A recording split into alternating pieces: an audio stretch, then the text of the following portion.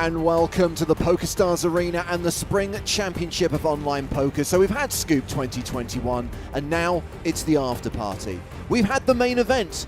Now it's the second chance main event, a 5k buy-in, a prize pool of 1.63 million and 9 heroes competing for a prize of more than 300k. We'll watch the action cards up as they play down to a winner tonight. Hello everyone, I'm James Hartigan. Alongside me, Joe Stapleton.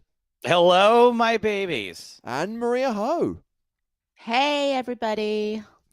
We are back again. I established the buy-in, I established the prize pool there, and just to be clear, this event had 327 entries. That's 214 unique players and 113 re-entries.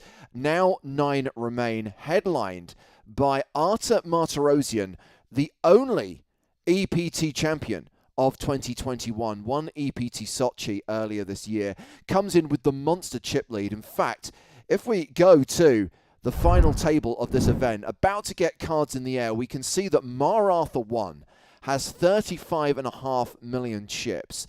The second biggest stack is Mikita Bodziakowski, Fish 2013, who's got 18.3 million. And then you've got a bunch of semi-short stacks, a few actual short stacks. Maria, any idea how that might impact on the pace of play? Yeah, I feel like, with this type of buy-in and with the players that have found themselves at this final, they have a very deep understanding of how to put a lot of pressure on these short stacks from an ICM implication standpoint. So, a lot of times I think it could go a little bit faster than one could expect, and everybody understands the right shoving ranges off of these short stacks. So if they find a hand that they have to go with, they're going to go with it. And Joe, no real shock to see names that we have not just seen throughout Scoop this year, but also many of the other online series that we've streamed over the course of the last 12 months. Yeah, names that I've seen haunting my dreams over the last couple of years. Ape Styles. Let's get all the good stuff we have to say about Ape Styles out of the way now. He doesn't typically fare too well after we give him such glowing build-ups. In fact, he could be all in here with the 9-5. That would be okay. It would be on brand, but on this occasion, Mr. Van Fleet is going to not go to the flop, which is all about Erwin69, who has top pair with a jack kicker, playing from the Netherlands, satellited into this 5k second chance main event for just $109. That's very cool. So no rebuy for Erwin. No rebuys for Fish, Erwin, Bunga Cat, or Mr. Gorang. Yeah, and that means everyone else in for only 2 bullets. Okay, so no one in for like more than a single re-entry and Oksana. Oh, my apologies. Yes, Daniel Dvoris did actually re-enter twice. So, yes, the number 3 against that name. It's a first blood, small pot to Erwin. Just to highlight a couple of other players at this table. In fact, in addition to Jonathan Van Fleet, in addition to Ape Styles, we also have Bunga Cat here with the pocket aces. Both these guys are streamers, both likely to be streaming this evening. So I guess, Joe, we have to do the standard caveat, spoilers equal death. I know that they're only streaming on a 5 to 6 minute delay. We're streaming on a 30-minute delay because we're showing all of the hold cards. That does mean don't go watching their stream, then coming into our stream and going, oh, I know something you don't know. There's an amazing hand coming up. Oh, I can't wait to see what so-and-so had in that hand.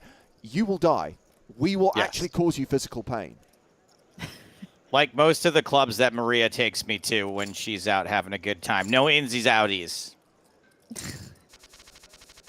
Once you leave, that's it. Just at the very least, don't say a word.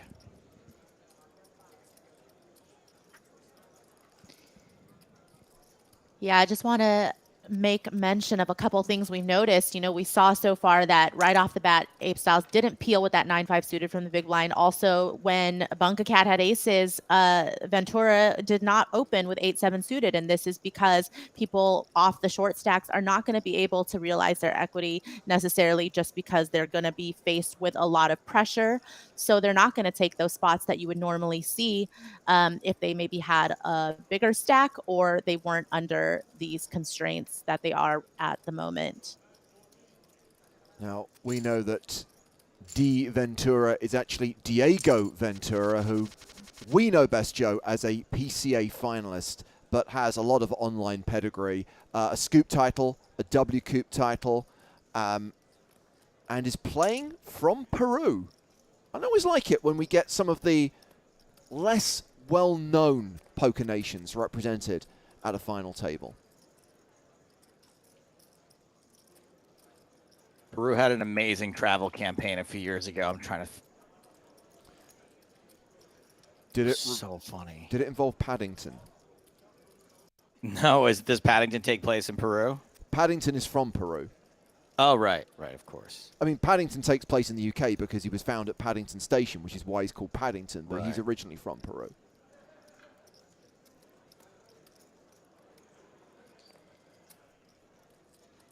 Machu Picchu. Come on, who doesn't love Machu Picchu? I think that's the brand of coffee I have. We have got a Street Flash board here and the monster draw for Mikita Bodziakowski, who coincidentally is still ahead with a pair of fours.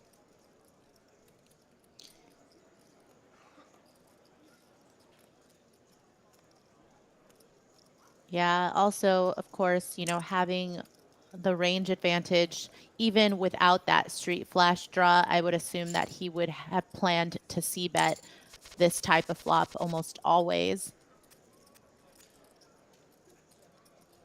Now, we did at the start of the day, before cards were in the air, reference the chip distribution, and we mentioned the fact that Artur Martirosyan has that monster lead, but we also mentioned that there are a lot of players bunched up around the 2-3 million mark, and then you've got Mr. Goirang, the short stack with fewer than 10 big blinds, and this is where the jump in payouts is going to play into the decisions at this FT.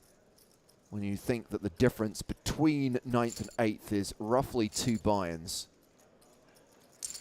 I mean, it's almost like passive income when you have this many chips as the chip leader and no one else can compete with you. It's like in Monopoly when everyone else is so broke they can't even buy properties anymore.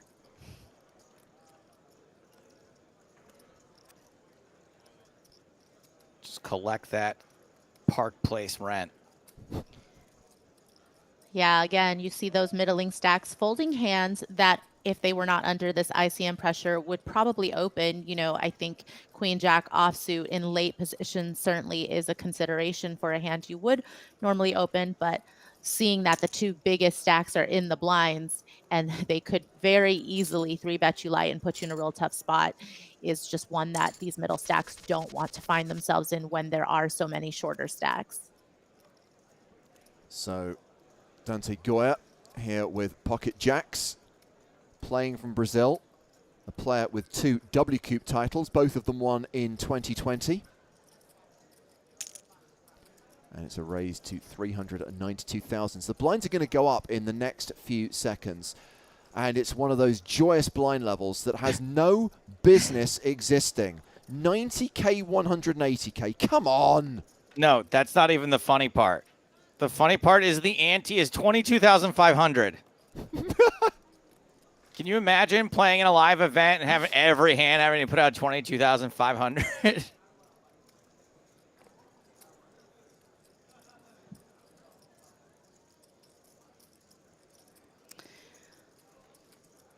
This is just terrible.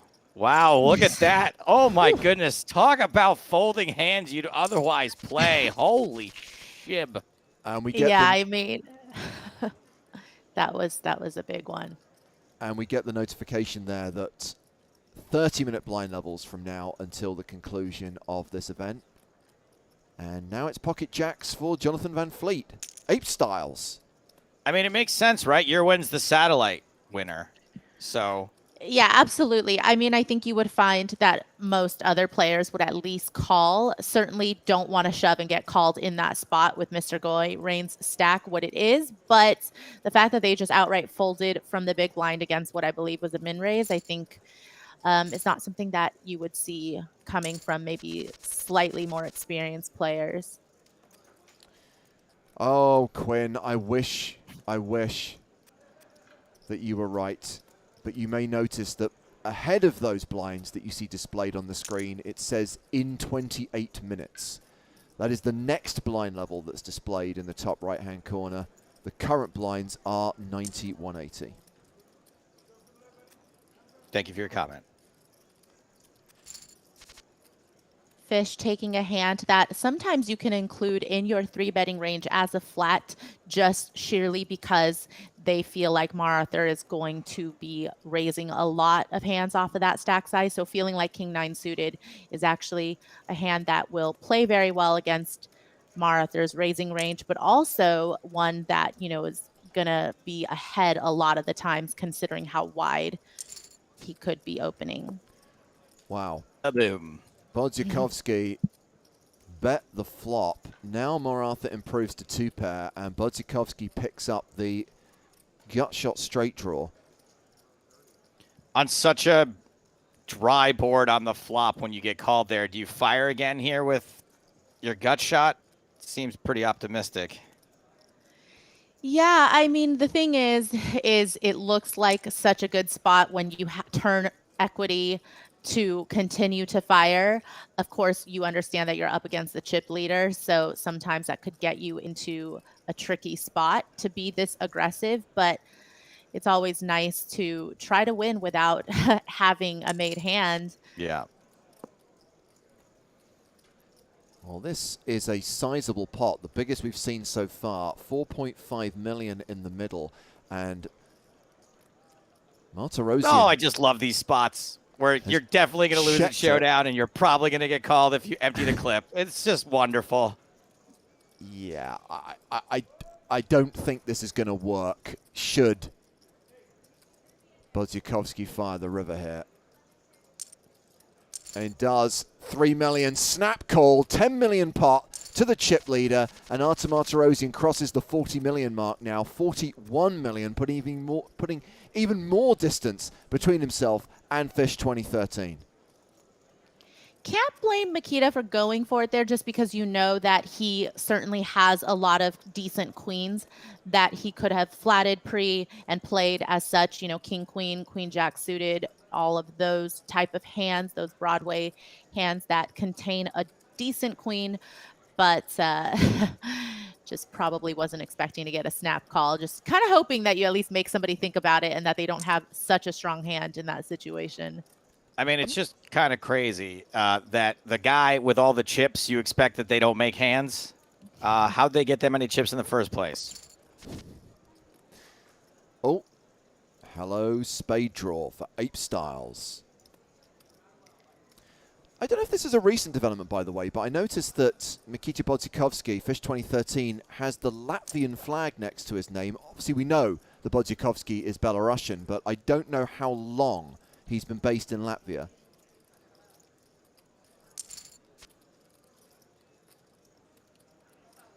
Pair of threes now for Jonathan Van Fleet to go with the flush draw. Yeah, and of course, when you are up against, you know, a small blind range here, you don't necessarily always feel like, oh, they've got to have, you know, a top pair type hand or a good hand even on this board. But you know, if they don't, you don't really want to see a river. Oh, except if it's that one. Will you take it, Joe? Would you take that river? You mean literally the best river card possible for Ape Styles? Yes, I think I would take that river. Bunga, bunga, bunga cat.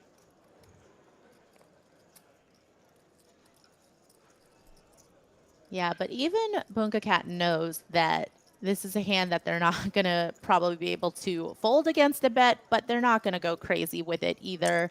Not just because the flush got there, but again, because there are some other short stacks that you are going to try to wait out. Great job there by Ape Styles. Have some of my money, says Bunga Cat, plus a firework in the direction of our simian friend. So Maratha now with jacks. Just quickly running through all the countries represented at this final table. We note that Bunga Cat, the Estonian streamer, has now become the shortest stack at this final table. Mr. Goyrank playing from Malta. Erwin, we've established, is in the Netherlands. And Diego Ventura is in Peru. 2 Canadians at this final. Ape Styles, Jonathan Van Fleet, and Oxota, Daniel Dvoras. The obligatory Brazilian flag for Dante Goya. Fish 2013 is in Latvia. And Maratha, Artem Martirosyan, is playing from Russia.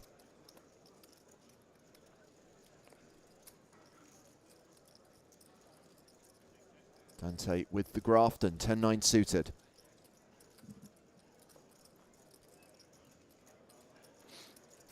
Certainly has a little bit of room with that stack to potentially consider calling from the small blind. But again, just people not wanting to get unnecessarily involved with speculative hands, even if they're one of the middle stacks and one of the stacks that can actually play post right now.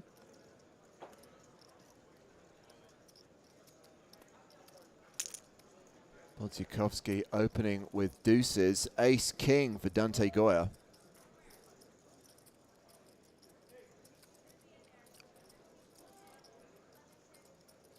Nine's usually in the range of people that get involved, but nope, too many people to act behind. Yeah, and I guess all focus at the moment on Bunga Cat and that super short stack. What is it, 5 bigs near enough? I know it'll take 30 minutes for this to happen, but could someone throw the toilet roll at Bunga Cat so I can say TP for my Bunga Cat? That's a no, but appreciate. I would really like to be able to say TP for my Bunga Cat if I could. I would. I'll wait. I'll wait the 30 minutes. We'll see. I will remind you of the 5 big blind stack. Good luck with your plan. Deuces, bet 331,000. Wow, you have no faith in Bunga Cat. Rude. Yeah, really just probing here to see if Dante has something that they're able to continue with, and Dante deciding to take the aggressive route just because it's not about what hand they actually have. I think it's about the hands that they could potentially have flatting that open, and a lot of the times I think it actually does favor Dante's range there. Well, good point by Fishing for Fishies. Do not underestimate the power of the mighty Bunga Cat. This is a player who won a title during the main portion of Scoop 2021, a $530 no-limit hold'em event for more than 130K, and also won a Scoop side event, one of those events that didn't actually count. You don't actually get a Scoop title, but wow, considering it was third, doesn't matter anyway, you get the money, 70K, so you're not complaining.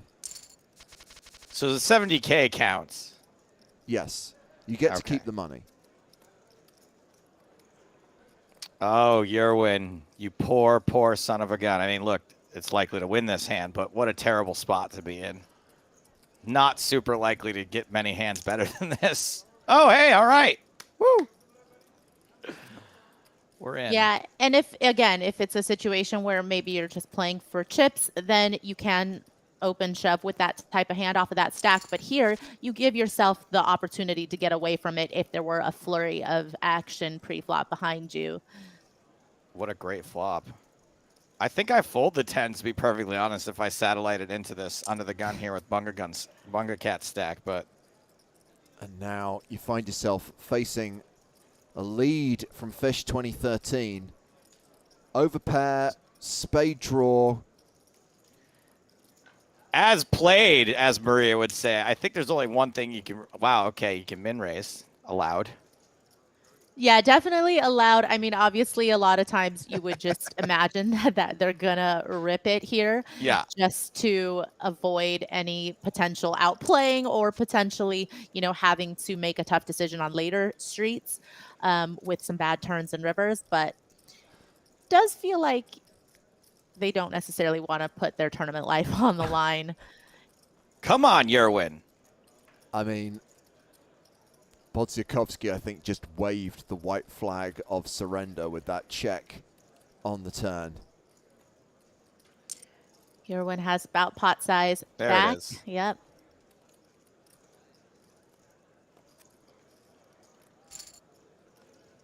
Yes. And for Makita, that's just a spot where you have a pretty easy fold. In other situations, you might consider calling, but because you know that everybody is waiting out Bunga Cat, they're going to play pretty honest. So it's Tuesday night. What are you doing? Waiting out Bunga Cat. I'm just printing money by doing nothing, if you need me to translate for you. So Erwin had tens on the last hand, now has jacks, facing the raise from Daniel Dvoris, who's got king, queen of spades.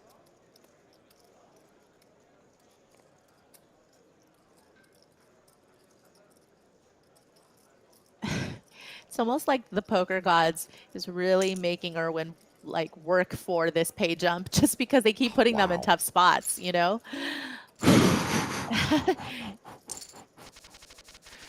I mean, look, Jack's very, very bottom of the range there, right? We know that. We saw what they did with nines. We saw what they did with tens.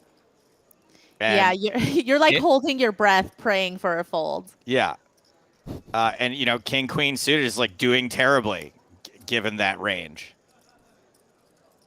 Yeah, it definitely allows for other players to be able to play their hands in a way that makes it very easy for them to get away from otherwise potentially marginal spots or spots that they would put more thought and consideration into normally. I mean, this stack for Artem Arturosian is just getting ridiculous. 42 million now. And we have got two players in the danger zone. Danger zone. Those players being Mr. Goirang, who's got fewer than 10 big blinds. We've got Bunga Cat, who's got, well, I've lost count now. It's about 4. Makita shoving on all these shorties. I mean, it's been a good long while since we've seen somebody come to a final table with the chip lead and just mash it wire to wire. And so far, so good for MacArthur. Yeah. And if you're in MacArthur's position here, Maria, are you kind of happy to just have Mr. Goirang and Bunga Cat cling on for as long as they possibly can? Oh, absolutely. You are so happy to keep this stack distribution the way that it's going because you are going to be able to pick up so many pots without much resistance at all from all stacks.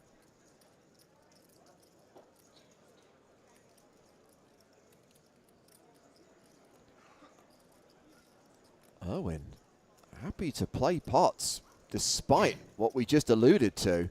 I mean, look. Yeah, I think that Erwin, you can already see a shift in Erwin's style after picking up a few pots. Might feel like they have enough chips now to get more involved. I don't know how accurate that is, but guess that's what I'm reading. Jacks, you kind of get it. Ace-9 offsuit, when I can see 2 super short stacks, just nah, fold.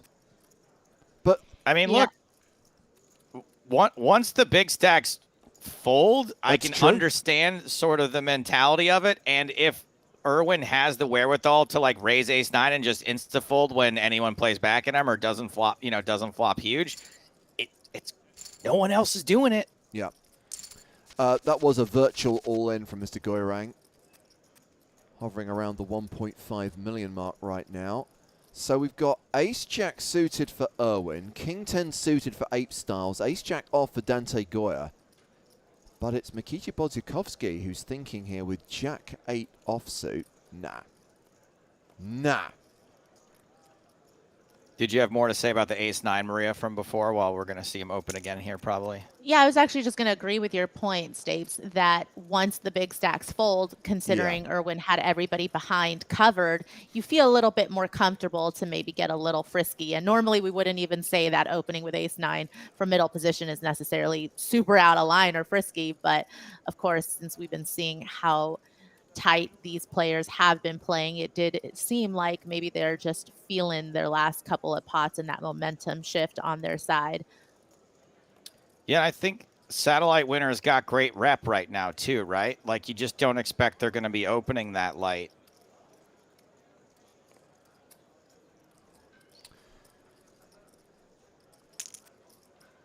Goya re-raises from the small blind.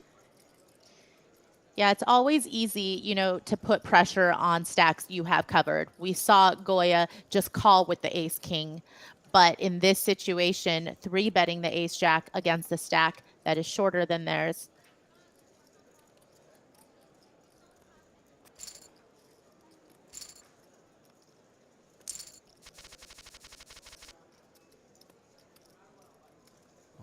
Martirosian under the gun with king queen, and Bunga Cat with that super short stack has pocket nines, and this re-raise will not get a fold. Martirosian priced into call, so chances are we're going to be off to the races here once Bunga Cat has moved all in.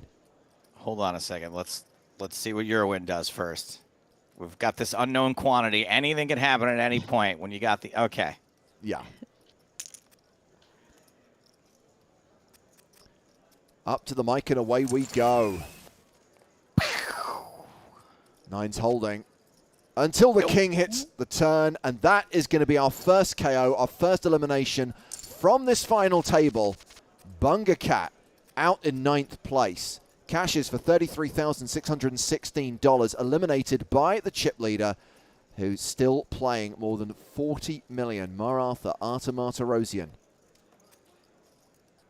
GG for my Bunga Cat. So now Mr. Goyrang becomes the short stack once again. I mean, was the short stack before, but is now the shortest stack.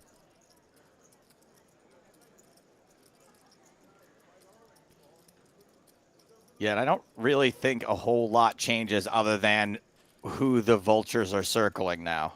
Yeah. Oh, we're going over here now. We're waiting out your death now. Hello.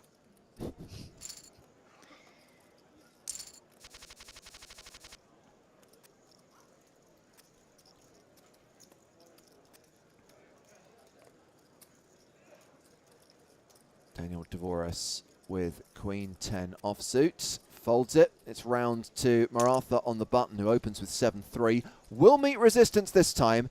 Ace-King for Bodziakowski.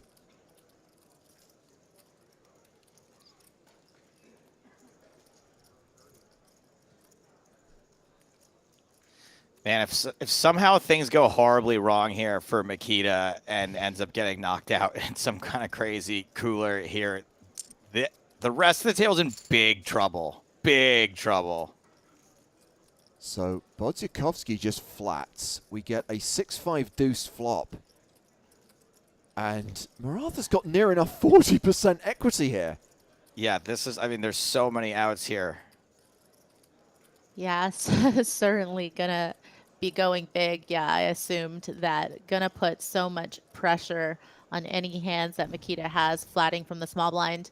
And I wouldn't even necessarily say that Makita's hand is that under-repped to Maratha, because he is very aware that Makita's going to be flatting with a lot of big hands because of the ICM considerations. Nice turn. Yeah. Yeah, you're right. I mean, you're just not supposed to have any piece of that flop when you flatten the small blind there. Like, it's just so, you know, even your, like, ace-6 suiteds are pretty rare, I think. And it'll be interesting to see how Maratha responds to this king on the turn. Yeah, checks it back.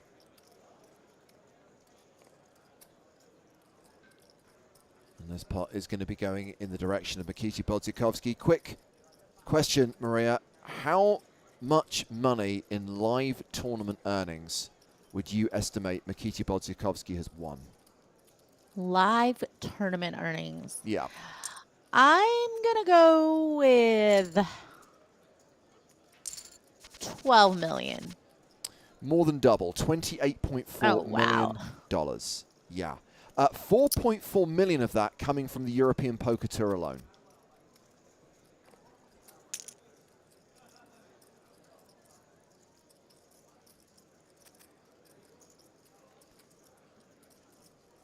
King Queen versus King 8.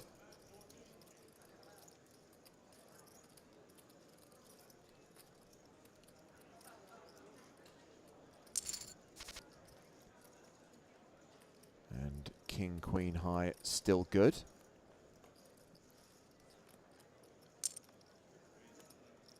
People keep saying you got to defend with hands like this. I've yet to see any evidence of that being correct. Whilst I was staring at Diego Ventura at the bottom of the table, did I see they're making another season of that Ted Lasso program? Oh, yeah, for sure. That is such a feel-good show. It's just what I needed, and I'm sure a lot of people needed during the pandemic. It took some warming up for me because at first it felt like a lot of like really hacky American not understanding the UK type of humor that like I got over my first week there. But it does have quite a bit of heart to it. Yeah, I agree with both of you. I think it is incredibly hacky and not particularly good, but it also, you can't help but come away from it feeling good. It works on that level. But yeah, I think it's quite old school in many ways. But it's also nice to see Richmond on TV, which is just down the road from me.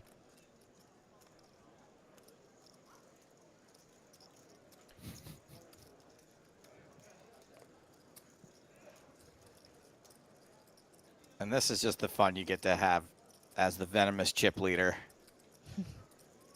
Oh yeah, talking of unnecessary sequels. I know I'm an idiot. I really love the Carnage story, and I'm hoping they can do something right with it. I mean, I think it should be a Spider-Man story, to be honest. But what are you gonna do? I thought that film was terrible. I didn't see it. It's the only one I haven't seen. I guess it must have performed well at the box office for them to be doing another one. Yeah, that's nice for Mr. Gorang there. Yeah. But this is all outside of the MCU, right? This is not part of that series. This is just its own thing. Sorry, Maria, you're trying to talk about poker and we're obsessing over comic book movies like a couple of losers. No, I mean, I wish I could chime in on that, but that's why I had to go back to the poker, because I didn't really know what you guys were referring to. I was just going to say that it's nice to be the short stack in the sense that even though you know the vultures are circling, you don't have a ton to lose, and you are now able to shove in the right situations with the correct range of hands and not necessarily have to wait out the shortest stack. It's nice knowing that the mistakes you make are less costly than other people's mistakes. Well, this could get interesting. We have got jacks here for Jonathan Van Fleet. Mr. Goyrang with ace-queen in the big blind. There's nothing I like more than watching coin flips for tens of thousands of dollars.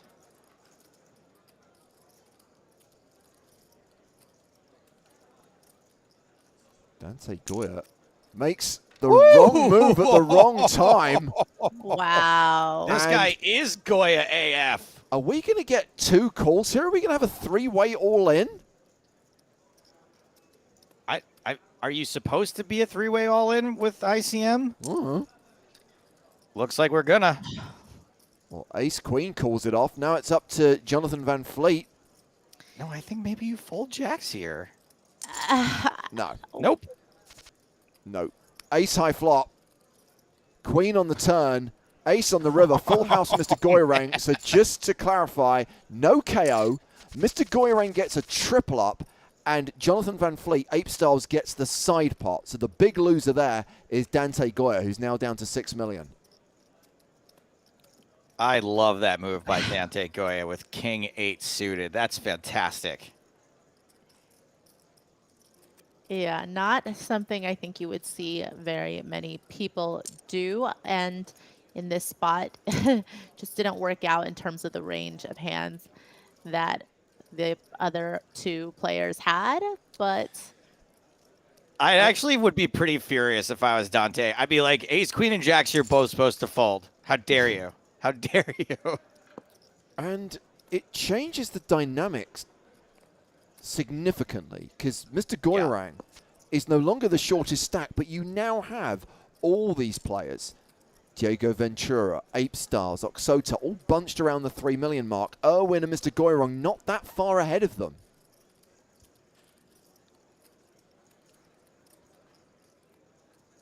The good news is that it's all still just gravy for MacArthur. Yeah, it's a little annoying that the shortest stack doubled up, but like, no one really still can play.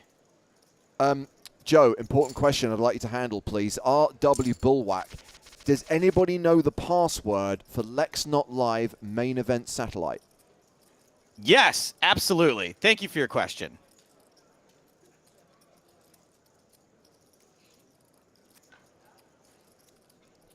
Dante Goya with Ace Jack.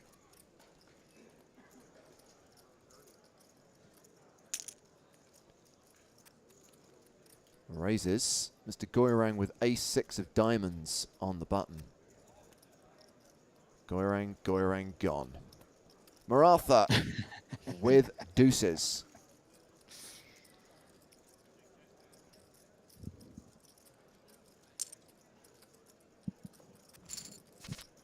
Flats and deuces are still good on a queen 8-4 board.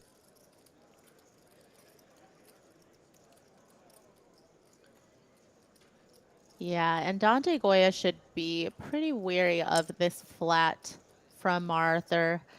I think that sometimes you would see players mix checking back with betting here, especially when you're up against the chip leader. Jack on the turn has obviously changed things. Nigo1 says, thanks for broadcasting the after party. You are welcome. You're all welcome. Thanks for coming. The cops will be here in a few hours. We got to get everybody out, but After for the now. what is it? After the after party, it's the hotel lobby. Then round about 4, you've got to clear the lobby. Got to take it to your room and freak somebody. Is this Black Eyed Peas? It's the only. No, it's disgraced artist R. Kelly and his remix to Ignition, hot and fresh out the kitchen.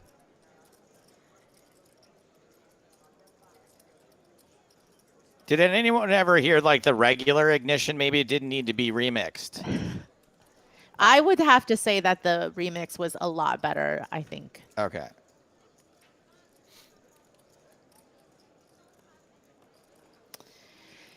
Look at this, turning the deuces into a bluff after the turn was checked back and really putting Dante here in a really tough spot. Obviously, MacArthur shouldn't have a ton of ace kings, but of course can have a lot of nines.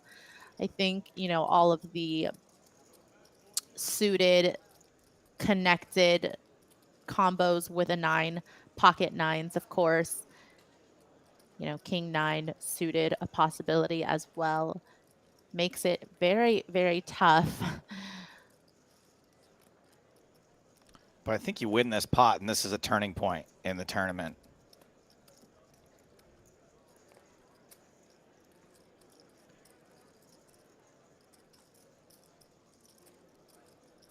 Obviously Babaloo Moose says, easy fold. I mean, I wouldn't say easy. If this was somebody with maybe an 8 million chip stack, maybe Fish or somebody else, I think that it would be a lot easier of a fold, because you know that they're not going to be necessarily willing to risk 1.5 million out of a 7-8 million chip stack. But of course, when you are up against the overwhelming chip leader, you know that they would be more willing to take this as a bluff. Does make the call, wins the pot, and is up That's a to hell of a nearly call. 9 million. So a questionable move earlier with the King 8, but counteracted by that great hero call there. And Maratha drops below the 40 million mark as the blinds go up to 100,000, 200,000. And back to the subject of R. Kelly songs from nearly 20 years ago. Charlton is grinding, confirms the original sucked, remix much better. Okay. And Easy Sword says, Mama rolling that body, got every man in here wishing. Sipping on coke and rum, it's like, so what, I'm drunk. Why do I know the lyrics to this song? What is wrong with me? It's a good song. It really is.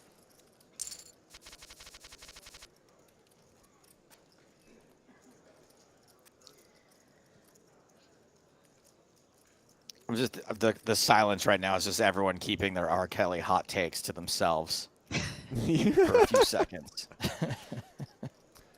I still would love to know if Trapped in the Closet has any hint of irony in it, or whether it was completely earnest. And I really, really hope it was earnest, because it makes it so much funnier. I don't think there's any way it wasn't earnest. The last time I was single in New York City, I went on a Tinder date to a very small bar, and they had Trapped in the Closet in the jukebox, and we put in enough money to play the entire thing. And I don't think we got past like the second track before the bartender got out and unplugged the jukebox. Then I got out my gun. We have got the open from Daniel Tavoris. We have got the re-raise from Mikishi Blodziakowski with queens. Meanwhile, satellite qualifier Irwin has jacks on the button. Irwin in this $5,000 second chance main event via a $109 sat. It's just so easy when you feel the pressure right now. You're like, I have jacks. I don't have to play post flop. I can just get it in probably good here. You know, if I'm not good, I still have outs. Like I just see this scenario happen so often. It's just such a relief to just move all in with these and be done with it. Yeah, I think they recognize, though, I hope they recognize that Makita's not going to be 3-betting hands that aren't probably premiums in this spot against Oxota's stack size that they opened off of from early position, and that might save Irwin right now.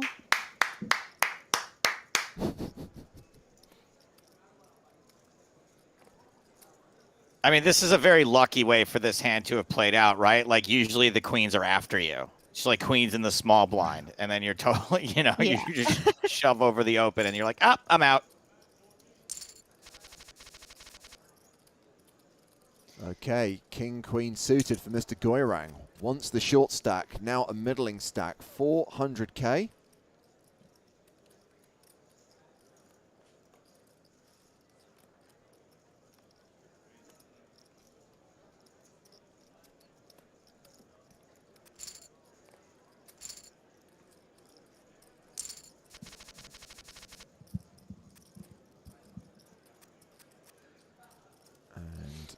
Diego Ventura has king, queen of the unsuited variety.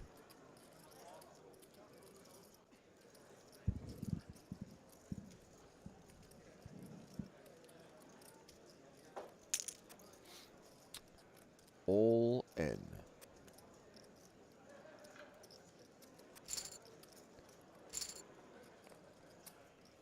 So just the one elimination so far. Bunga Cat, 9th place finisher for that 33,600. Everyone is now locked up, 42K up top, more than 300K.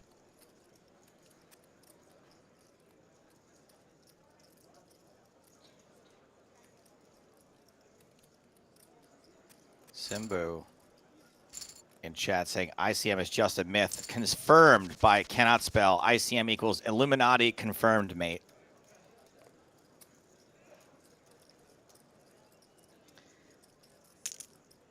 I wouldn't be surprised to find out one day. Or like, nah, it's like a bunch of people like Justin Bonham, Mike Haxton, Sam Greenwood. They're like, actually, we just made up ICM to mess with people. It's totally not real. Big flip time for Ape Styles. Yeesh. Oh, wow. Oh, Wow. the straight flush on the river somehow gets avoided. Whew. And that will see Ape Styles double up through Maratha up to 6 million. I mean, really, he's lasted this long because we haven't been talking him up for the last 45 minutes. We barely made mention of him. Should we talk about how great Ape Styles is, how he's totally due for a big PokerStars win? Just one of the nicest, most knowledgeable people in the game.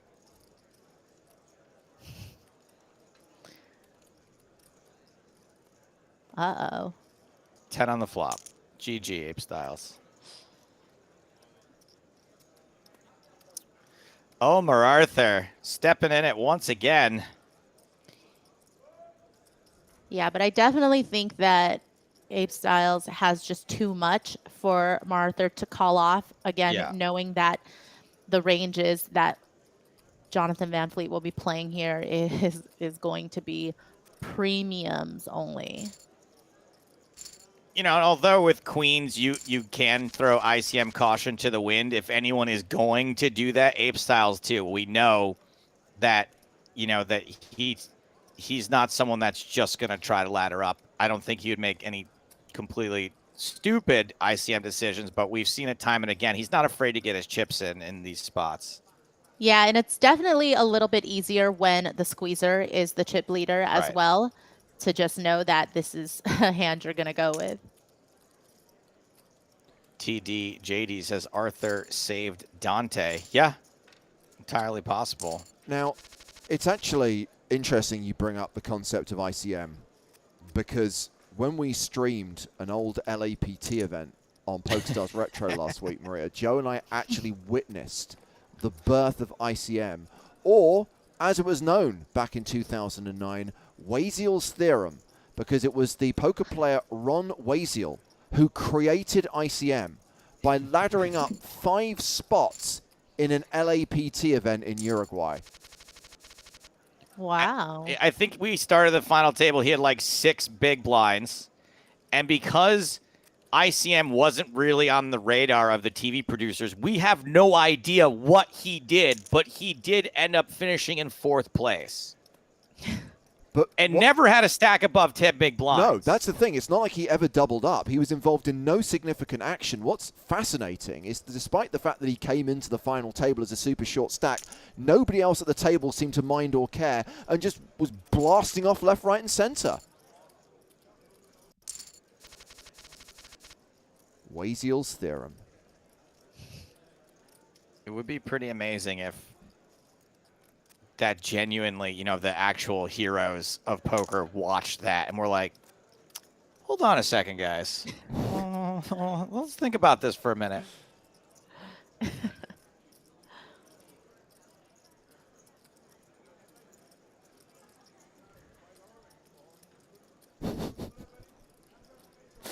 Alex Toomey says, girlfriend just pronounced Ape Styles as Arpestiles. That sounds like the way that Grafton would pronounce somebody's name. Like when they're, I've heard so many streams and broadcasts where Grafton's just really struggling, and I'm like, I don't know. Do you know what? I'm actually gonna say that in the classic race of Sam Grafton versus Griffin Benja, Sam probably has a slight edge. Griffin just literally makes stuff up. Sometimes I'm not even sure he's looking at the screen. Yeah, he's a weird one. I approach it like I just listen to the way James says it, and then I say it exactly like James says it. Yeah, but Maria, you do understand that my approach to it is just to say it quickly and confidently and hope it's right. I mean, it's literally taking a punt, but at least if you sound like it's correct, you're kind of selling it. I mean, there are some where, as I said, the use of like spaces or capitalization would help separate out where the actual words are meant to change, but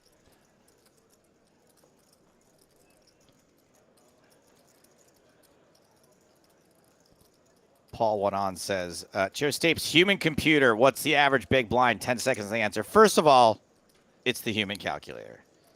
Second of all, the average big blinds is the total number of chips in play divided by the number of players. Thank you for your question. Was that less than 10 seconds? So if I were to tell you that the average stack right now is 10 million, what would that translate into if one were to use big blinds? Let's see. 50. Wow, you are amazing. Human calculator, ladies and gentlemen.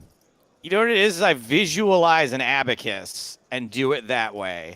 Joe, I say it every time.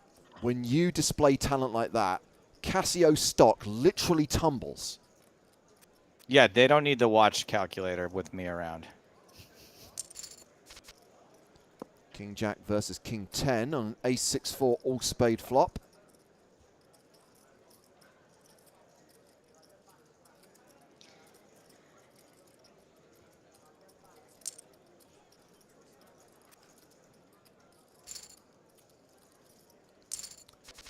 TD says, anybody going to watch Eurovision in 40-ish minutes? Eurovision isn't on a Tuesday night, is it? It's normally at the weekend. Oh, they have all the qualifiers. Oh, no one cares about that. Just tune in on Saturday night for the main show. Again, something that normally I would avoid at all costs. But right now, I need it. I need the Eurovision Song Contest. That movie, I watched this during the pandemic too. I think it was The Will Ferrell movie. Yes, I thought that was actually quite funny. It is. The movie's okay, but honestly, the real Eurovision Song Contest is better than their comedy version of it. Really? Yeah, it's so much better. Do you know what the best part of the Eurovision Song Contest is? That Australia competes in it. Oh, that is a good part.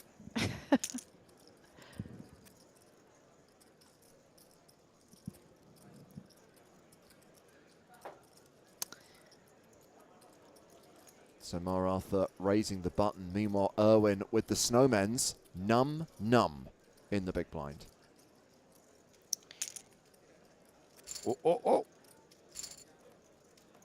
Oh, and we have reached the first break. I actually didn't see that one coming. Me neither. So we are down to 8 players after that first session. Bunker Cat, the only elimination so far, and no change in the chip lead. Maratha has gone up and gone down a little bit, but still has 35 million.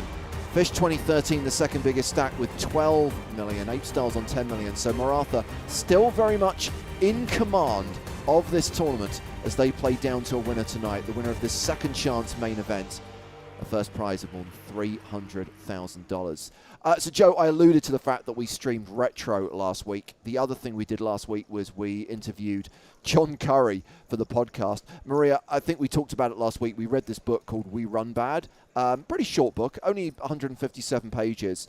And we did a kind of book club episode. We kind of screwed it up slightly because we forgot to ask people for their reviews in advance so that we could have their contributions. Although, interestingly, Joe, having thrown that net out during last week's episode, a grand total of 1 person has tweeted their review. So you're all rubbish. So hold on a second. I sent at least 4 people copies of that book, like internationally, at great expense to myself. You couldn't send us a 280 character review of it using the hashtag PITE? I even went back and looked at the old hashtag, poker in the ears. That's why we changed it. It was just too long. Took up too many characters. Couldn't find any more. So, yeah, I kind of feel that Team Stapes has let you down. No, it's Team We Want Free Stuff that let me down, and I should have known that. Shocking. Shocking. I think it's fair to say John Curry was a bit of a character. Yeah, he was a bit of a character, and I think that he probably more closely resembled the main character in his book than most authors do. I'm always disappointed when I read a book and then I talk to the author. It turns out the author is not the guy from the book, which is like most of the time. Pretty sure this guy is the guy from the book. And if I were him, I would probably have written it under a fake name too. This book, Maria, is all about like a greasy Atlantic City player getting drunk, hooking up with random women, blaming them for it, trying to not have diarrhea, just like the very typical gross late 20s boy, I'm going to be a professional poker player experience from the East Coast. But you're underselling it there slightly, Joe, because it's actually a very well-written book, quite dark, Oh, but yeah. with a strong, dark, humorous thread running through it as well. Yeah, and so I guess my question to Maria would be, he talks a lot about underground games. How much in your life have you had to play in those games, or have you, because you're mostly a West Coaster, been able to just keep it on the I don't know, the opposite of the down low? On the level. Yeah. Yeah, on the level. That's it. That's what I was looking for. Yeah, I mean, I feel like, I started at a time where there were card rooms springing up all across the country, but especially where I was based out of, Southern California, especially has always had a lot of action on the level. I've certainly played in my fair share of home games, but I wouldn't really say that all home games have that underground vibe. Some home games are very well organized and sometimes is on the up and up enough where I felt comfortable going to them. But honestly, I still just prefer playing in a casino card room setting. Yeah. It's a really good read. If you haven't checked it out already, you can listen to the podcast as well, where we interview John Curry about the book, and there is a superfan quiz with John Delano, who's probably watching the stream this evening, who competes against Joe for some PokerStars merch. And we will talk about what's going to be happening on this week's podcast a bit later on. The weird thing is, because of various things going on in our lives, we have to record. Well, it'll be first thing tomorrow morning my time. I guess, Joe, you'll just keep going. This is a very long day for you. A live stream and a podcast all within like a 10-hour window. Yeah, I feel worse for you because for me it's all one day, but for you, you got to sleep in that small amount of time. Like, that's not enough time off, honestly. Especially the pace this final table's going at. I'm thinking, how much sleep am I actually going to get tonight? I tell you what I am going to do right now is I'm going to take a break from the booth. Players about to return from break, so I will leave you with Joe and Maria as the 5K Scoop After Party Second Chance main event continues. All right, my babies, we are back. Cards back in the air. We still got satellite winner Yerwin in the middle of the pack. A couple of short stacks. Daniel DeVoris, Diego Ventura. The most immediate danger. MacArthur still commanding, but has less of a lead than he started with. Or about the same lead they started with, excuse me, but not a little bit less than their peak. And an amazing player that we all love, but we shall not name because we don't want to ride the broom on them. We don't want to doink for the umpteenth time. There were 327 total entries in this event, $5,000 to enter, $303,000 to the winner. MacArthur, Ape Styles, Dante, and Ventura all in for 2 bullets. Oxada in for 3. Fish, Yerwin, and Mr. Goyrang all in for just the 1 original buy-in.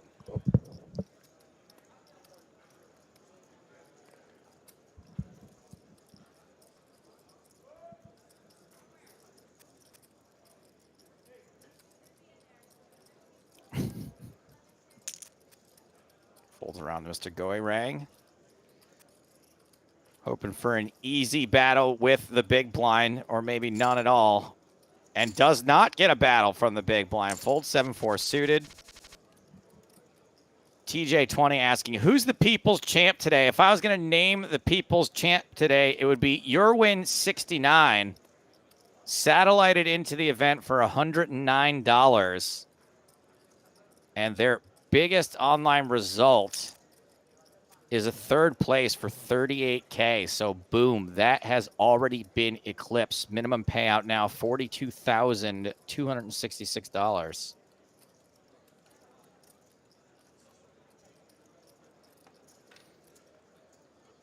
I had something fun I wanted to talk to you about, Maria, and I forgot now. It'll come to me. I do enjoy our moments alone on stream.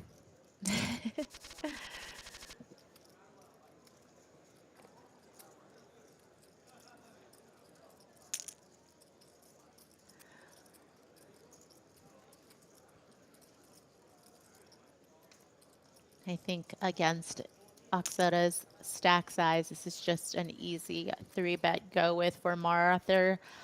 And for Oxota, again, it's just one of those situations where when you are, I think, effectively the shortest stack, right? Technically, yes. After that raise. Yeah, I think, you know that you hate to have to flip in this type of situation. So I don't actually mind the fold. You know that you're not going to be doing that well against Martha's range. And even if you have the least to lose, you still are hoping for maybe a really big confrontation to happen.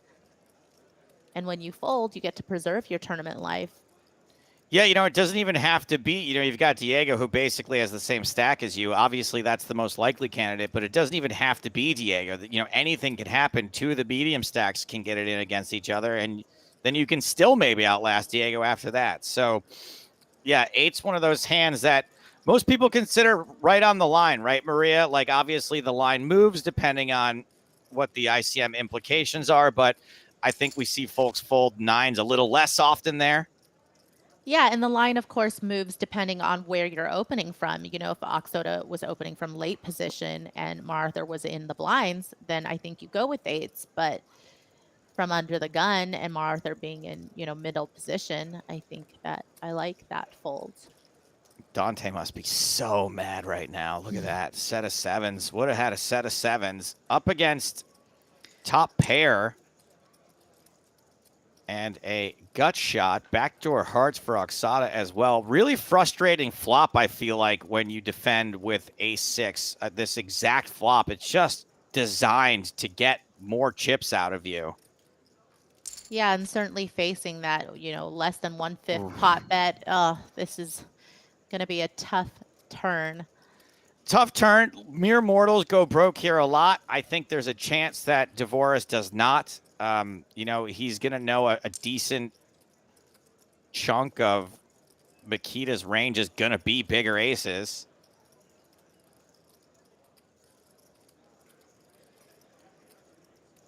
The good news is you lose your, I don't know if it's good news or not. There's no more calling for runner flush, at least.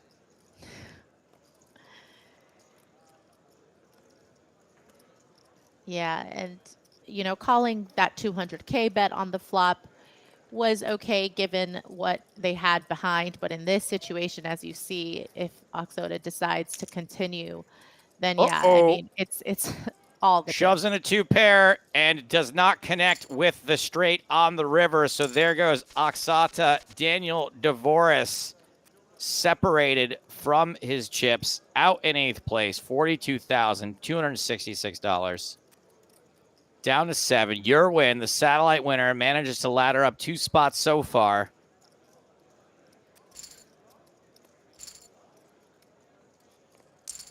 And Makita Bajakowski up to $15.5 million now. The biggest stack we have seen other than Mararthur's. Ace Jack for your win.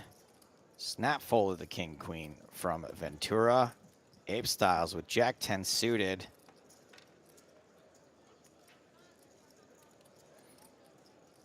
Yeah, and off of almost a 50 big blind stack, I think sometimes you could see some players choose to call with that type of hand. But again, you are afraid that you might call and then the action could get around to one of the bigger stacks and they might squeeze and they might put you in a spot where you just wasted a couple of big blinds and you're not even able to see the flop.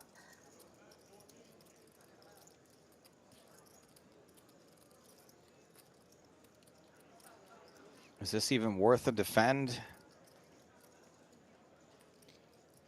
Me, as an actual fish, I think no. But Makita, as the opposite of a fish, has other, more creative ideas and the skill to pull them off. Yeah, and I think that out of the 3 options of fold, call, or raise, I think calling is likely to be considered the worst of the 3. So I think folding is obviously fine, and taking this 3-bet squeeze is a situation that puts Erwin in a very, very tough situation. I mean, you feel like you have a decent hand, but it's not necessarily a hand you want to go all in with.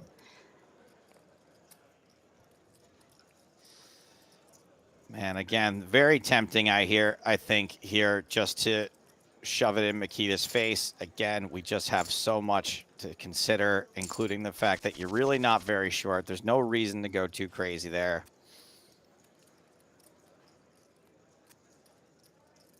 Pepic87 says, hello, Joe. Please don't ban me today. I will be quiet. I'm just going to go ahead and make sure of that, and you banned. Now you will be true to your word no matter what. Thank you for your comment.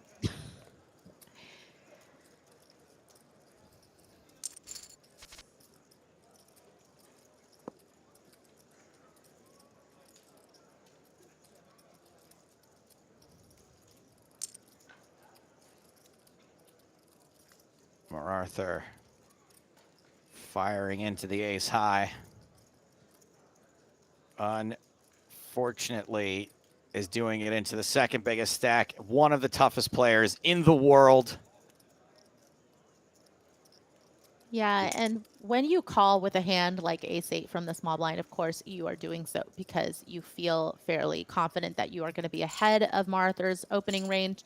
And that's why in this situation, you kind of just have to go with the conviction that my ace high is best. I don't want to let Martha realize some equity by just calling. Bao SC says, hey, it's my B day today. Can you make my day? What do you mean? Like, be like, happy birthday, Bao. Hey, thanks for say something like that. No. Thank you for your question. Ray's here from Ape Styles.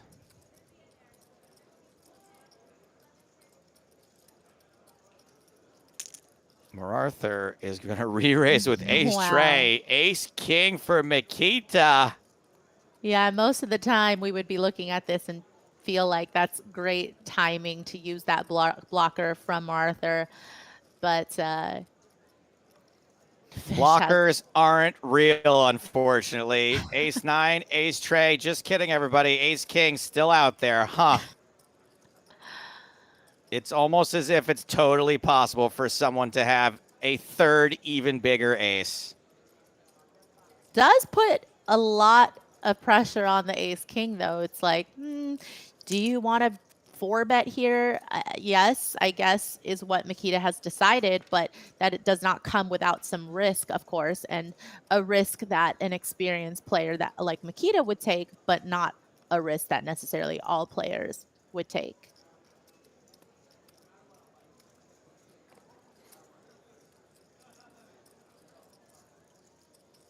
And this is going to be a TBF. A time bank fold. Or a time bank click back. Oh, my goodness. Oh, my goodness.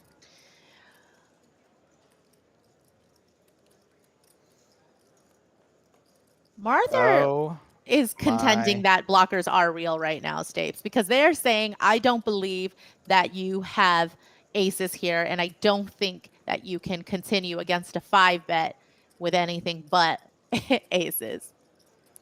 But you can. You can certainly continue with ace king. It's the chip leader. Come on.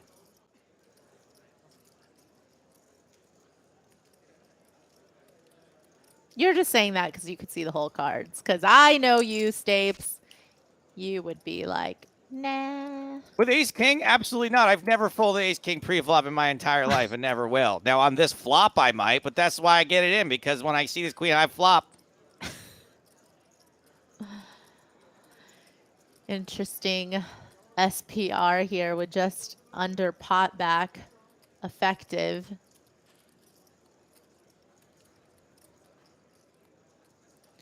Bear in mind that these two have battled quite a bit. They have a lot of history. They play in the highest stakes constantly, not just tournaments, but cash games as well.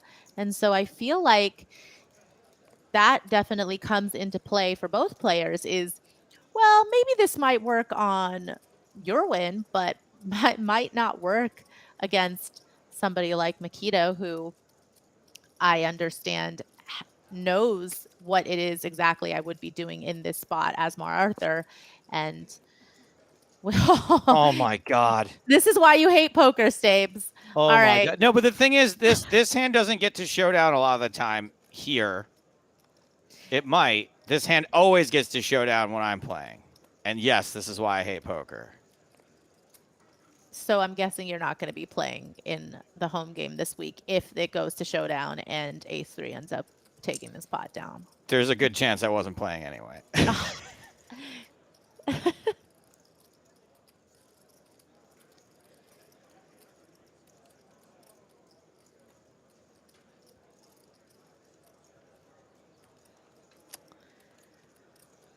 Yeah, really unfortunate because this looks very credible from Mar Arthur.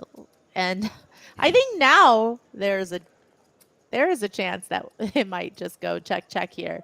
But you know, Fish still didn't believe, especially against a 5th pot size bet on the turn, feeling like ace king could still be best. And with this river pairing that queen, you know, probably still feeling like they want to just take that showdown value. Correct.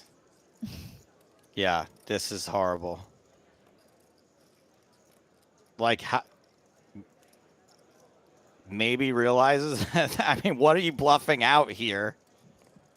I just don't see any way that Makita can win this. Yeah. Checking back is just the right decision so often there. And unfortunately, that 3 is good for Mar Arthur, who's back up to 44 million. Fish drops below 10 million again. I know that poker players don't have tons of regrets. You know, they don't play results, but there's got to be a small part of Makita that wishes he just ripped it pre-flop, right? After that. I always say no, though. I think that especially these players, they've just seen this too many times and they know they did the right thing. You know, you don't necessarily want to get it all in pre with ace king facing a 5 bet when you cold 4 bet. But of course, you hate the fact that they hit a 3-outer on you on the turn. But I don't think that they regret the way that they played it. All right, fair enough, fair enough. I, as a terrible player, regret the way I played it that time. There's the all-in from Yerwin. Should get through, does indeed.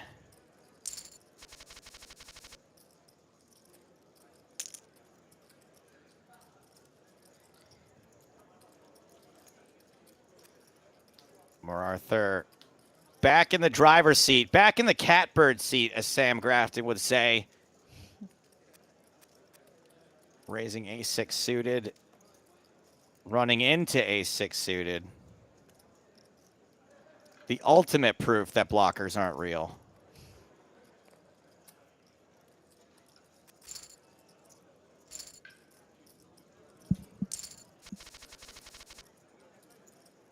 Oh, this should be fun. Assuming no one gets hurt.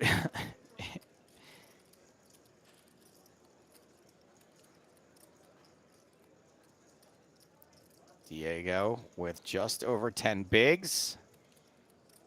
Yeah, and just considering the options of maybe min raising versus just ripping in terms of getting some action here. You know, 10 big blinds may not sound like a lot, but it would be a lot for any other player to call off. So you know that their call off range is going to be quite tight here. So just open shoving's probably not going to be ideal. And as if I couldn't drive it home more about blockers not being real, here's the ultimate that you have the nuts and you are somehow also up against the nuts. It would appear that in this orbit, Stapes, that blockers has not really been a factor. I will give you that. In this sample size of exactly 3 hands, I've proven it once and for all. 2 clubs on the flop, no club on the turn. This hand will end in a chop, and you know what they say? Everyone loves a chop pot. I'm happy with that no matter what the people out there say. Blinds are up, by the way. I don't know if you guys caught that. 125, 250 now. At least it's normal. Hey, we're getting good reviews. Exactly. Perfect unison, says Rosero. And actually good singing. That I'm going to credit with Maria. Dare I say, I'm not trying to deflect because the heat has been on me about the song and the way I've been singing it. But dare I say maybe it's Hardigan who has been the issue and not me, Stapes. You know, he never really goes on break, right? Like, he's lurking. Like, he's listening to this. He's there. Okay, then. Just be careful. Then I take it back. There he is, right in chat. Take it back. I take it back. Makita outflops MacArthur this time. Second pair against King High.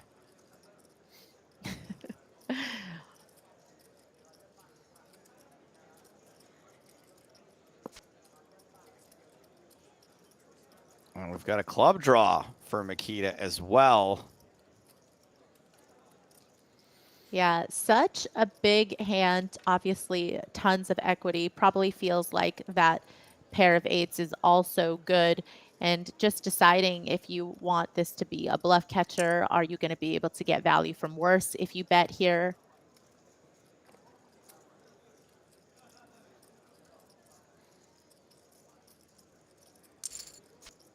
Wow, what a float on the turn from King High. You can't love it, or can you? These guys always seem to know exactly where they're at. Let's see what Makita does. Probably just very nonchalantly value bets his 8 again.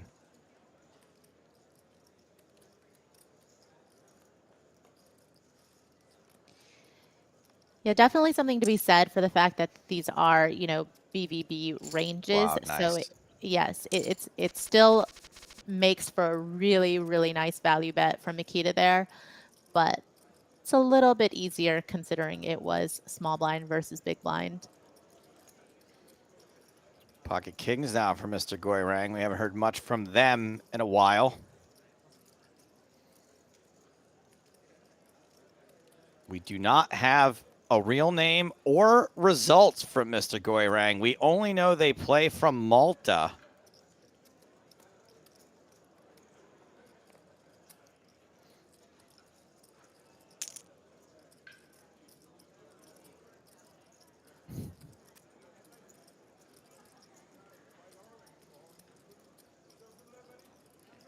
There's the min raise to 500,000. Don't do it. There's the fold. No action with those kings. Rez Gilmore says ape for the wind. For the win, excuse me. Wait, is it win or wind? It's win. But if you wanted everyone to think that FTW is for the wind, you have the power to do that. For the wind. Just adding a D to everything. We have a player in our home game that goes by Spirit, but in our other home game, they go by King of the Wind, which I like a lot.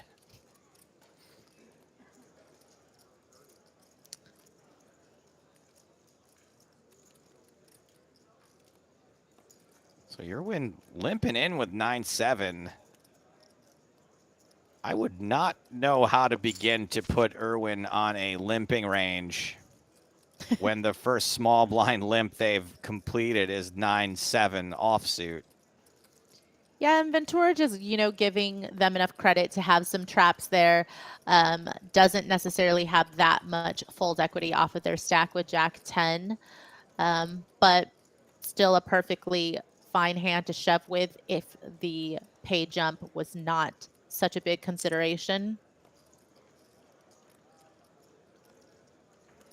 And yeah, I think firing at this pot when you're check 2 is probably a profitable play overall against your win.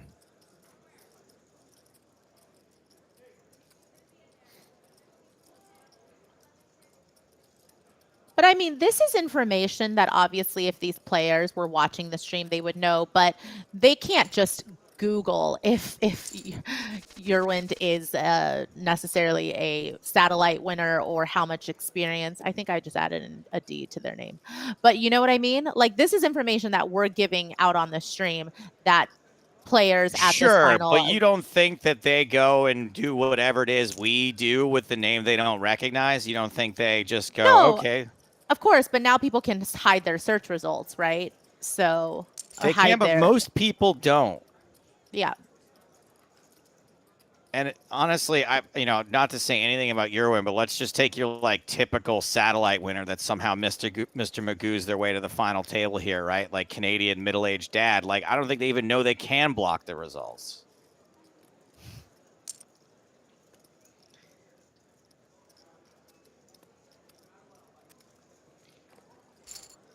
Ape Styles folding the fives. Argok Galen says, Joe, do something fun. No problem. You banned. Thank you for your comment.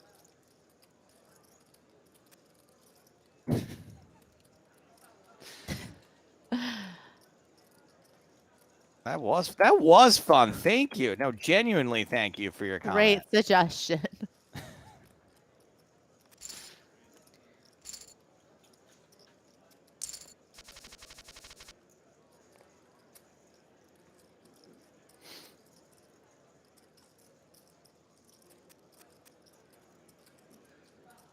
Action folds around the Ape Styles Queen tray.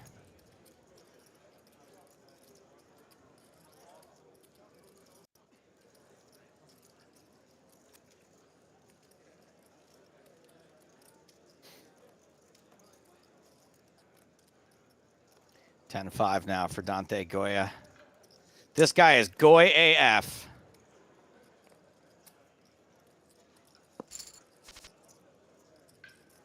And flops the exact board you always flop with 10-5 offsuit. It's hard to miss much more than this. Does not get a fold from Ace High. Has a draw now. Yeah, Ace Deuce of Hearts definitely wanted to call once just because of the backdoor possibilities. Having the ace, of course, helps, but I think now it's just going to have to fold.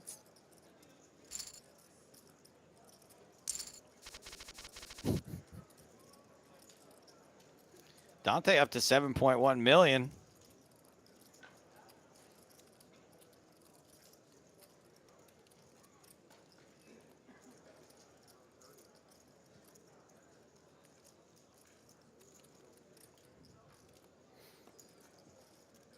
Maria, are you so used to telling, we've got an all-in from Ace-Queen, Yerwin, just shoving?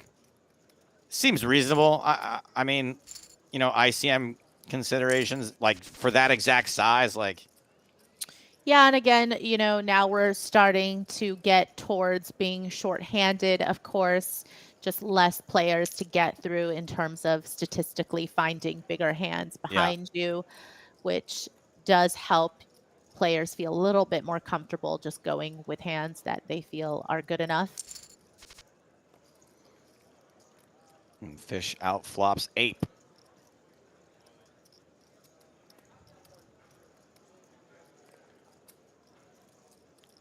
Top pair for Makita.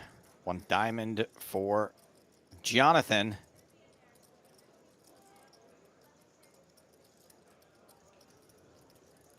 Yeah, Ape Styles definitely can turn a lot of equity here. So it's nice to be able to find these continues, especially when you're in position.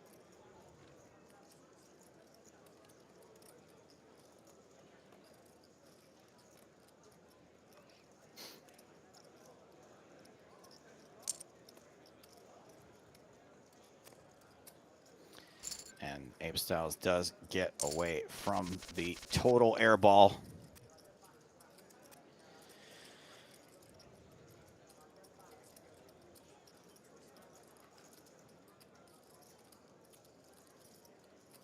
I saw you in chat, Maria, say thank you to someone who told you that they loved you. And I was just wondering if you're so used to responding to I love you with thank you, if you ever respond to your boyfriend that way.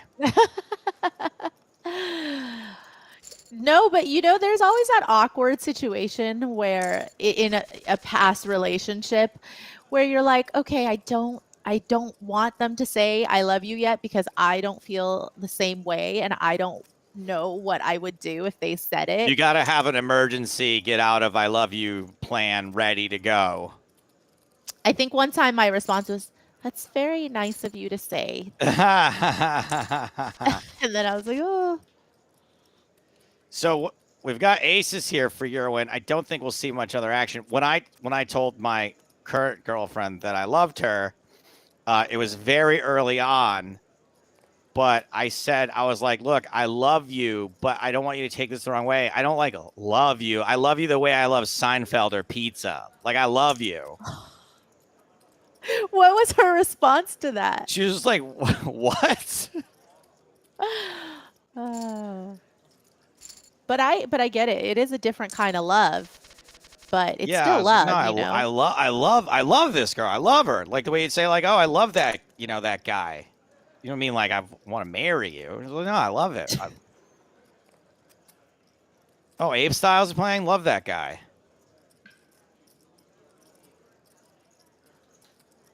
Which, by the way, my love of Seinfeld is more than actual romantic love, believe it or not. To be compared to Seinfeld or pizza, you're welcome.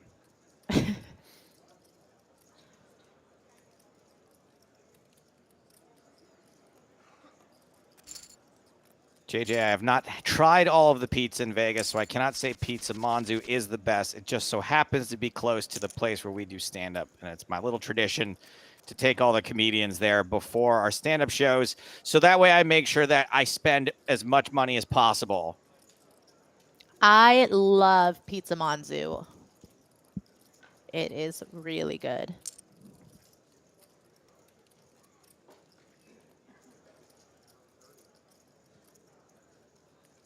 All right, MacArthur opening under the gun. Ace, queen, pocket jacks for Ape Styles. Does not 3-bet.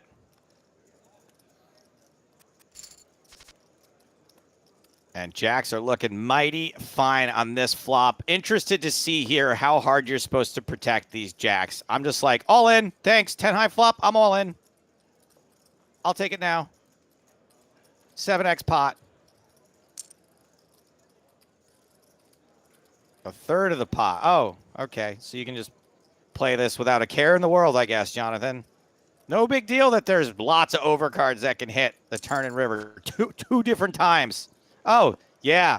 Of course. No. Yeah, bet a third of the pot. Hit your set. No big deal. No ace, no king, no queen. Great. Evil Pizza downtown, JJ, is pretty good. I think Secret Pizza is also pretty good. Secret and Pizza is also solid. Not very overrated. I know some people might think that, but I actually think it is quite good. Not just because it's a 2 a.m. half. Have you guys ever been to Sabero's in Terminal 2 at McCarran? And it does come running hearts, but these professional players, they don't care about that. Van Fleet knows exactly where he's at.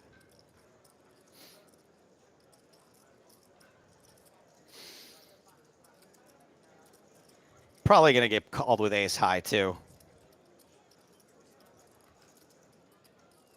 Yeah, depending on the sizing, I mean, at this point, we see that, it looks like a shove would make a lot of sense given stack to pot ratio, but you're just hoping that MacArthur had something they would call you with, just not in that situation. Ape Styles, by the way, has managed to creep up into third place. MacArthur still hovering around the 40 million mark. I think we should take some credit for that, for Ape Styles still being here. Should we just say he's bad and see if it has the opposite effect? Be like, look, Ape Styles used to be pretty good. He really hasn't done much.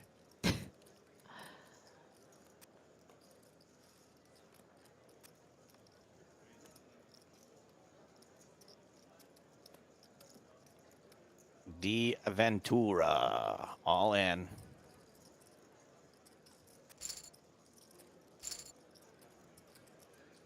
No, just kidding. Jonathan Van Fleet, one of the best. A teacher, a mentor, a friend, a perennial crusher.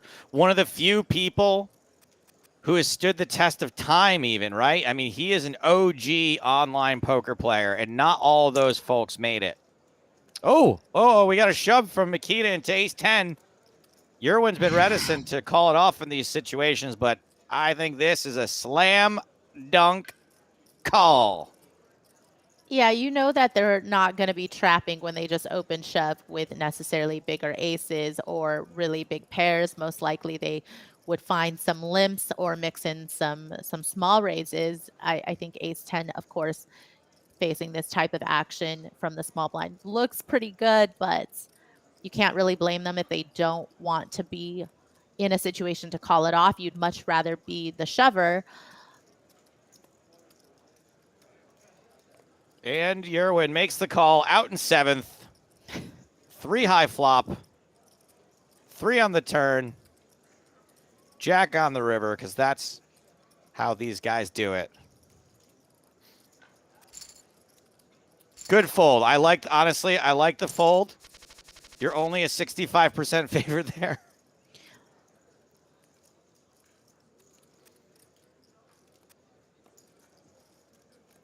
So Makita got away with one there. Ace-10 for Mr. Goyrang.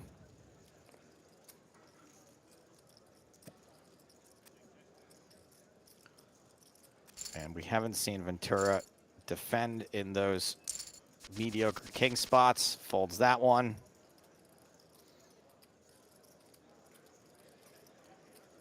That's right. Dante Goy AF folds the king tray suited.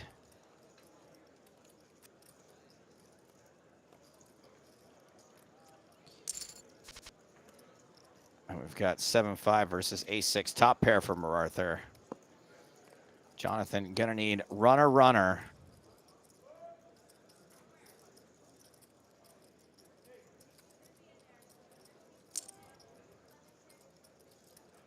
Le Clairvoyant asks, can someone could do ICM for that 8? I don't even know what you're saying anymore. Never mind.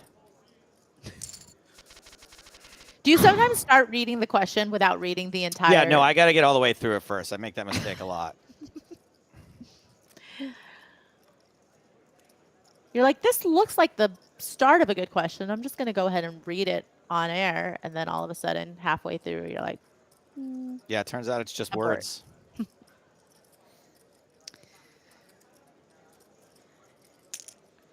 Makita with the queen jack suited. A hand that is literally never connected with a board ever in history. And this is exactly what you want to happen. Just raise and take it. C. Dabbits asked, Joe, any word from Drivsholm on that hand from Macau back in 08? No, they never replied. Unfortunately, did not get an answer about that hand. Honestly, I don't even remember the question, but I do remember I asked one. Thank you for your question about my question.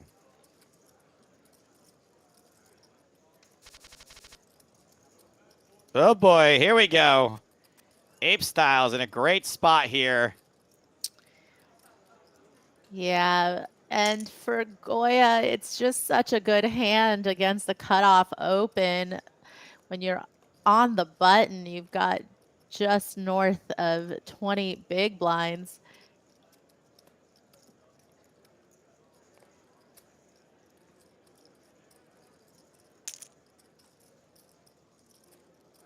And there's the re-raise. Arthur soon to be exiting this hand.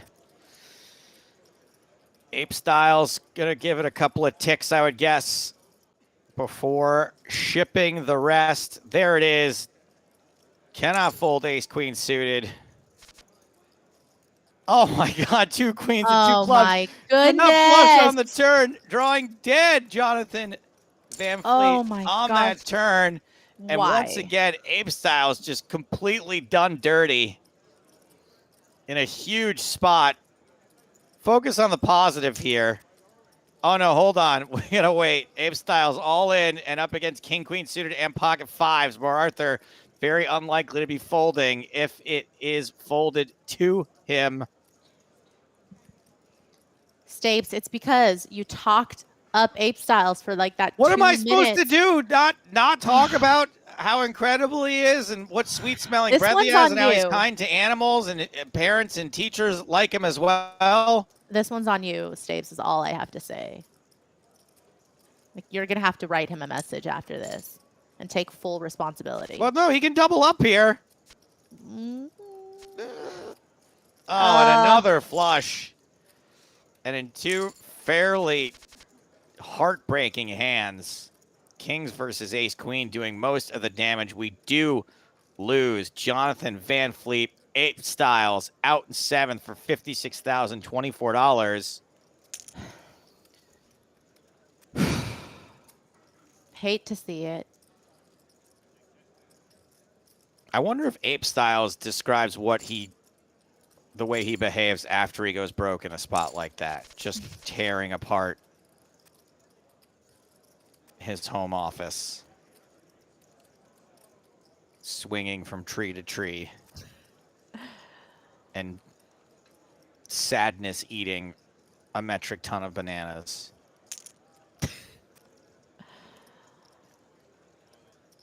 Well, again, let's focus on the positive here. We've got Dante's up over 12 million now. That's a final table high for Dante. Your win, $109 satellite winner, manages to now have guaranteed themselves $74,000.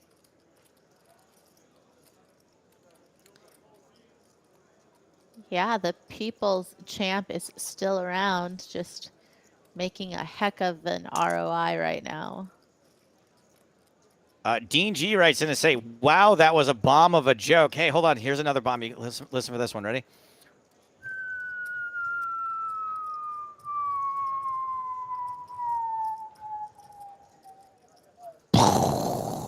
You banned. Thank you for your comment.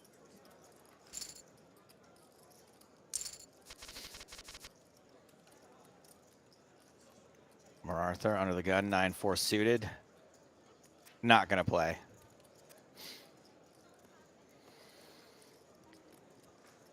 Diego Ventura, ace deuce on the button. Shortest stack. Seems fairly obvious. Rosera says, direct hit, but nothing of value was lost. Amazing. Amazing. Very good joke.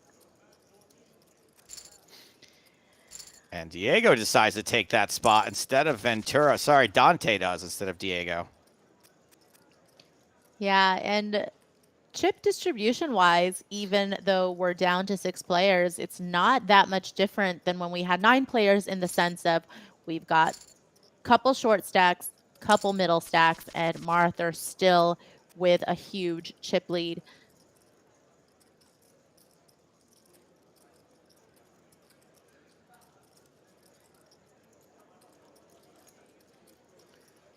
Dante decides not to get involved with Jack 6. The 10-9 folds. How about the 10-9?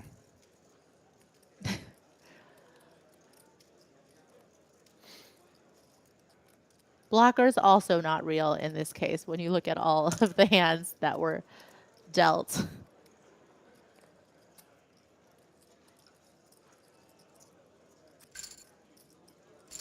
Nope.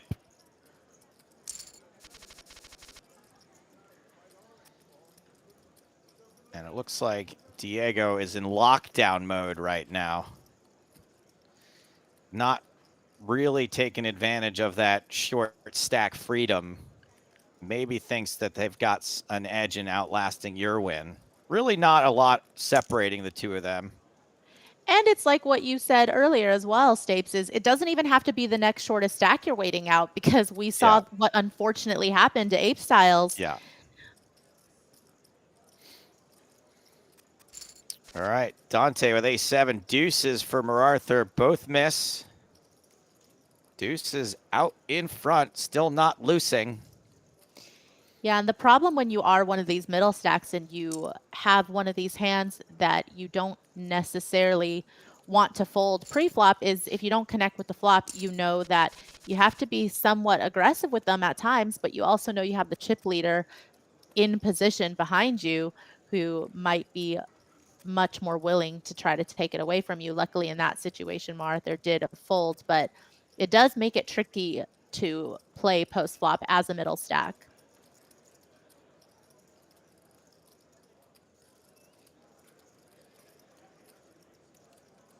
You're one in a what probably feels like a weird spot. Just folds.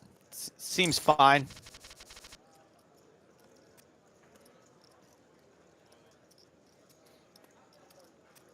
Or Arthur with 7-10 suited folds. Doesn't want to mess around with Dante's stack in the big blind. Makita as well can do some damage.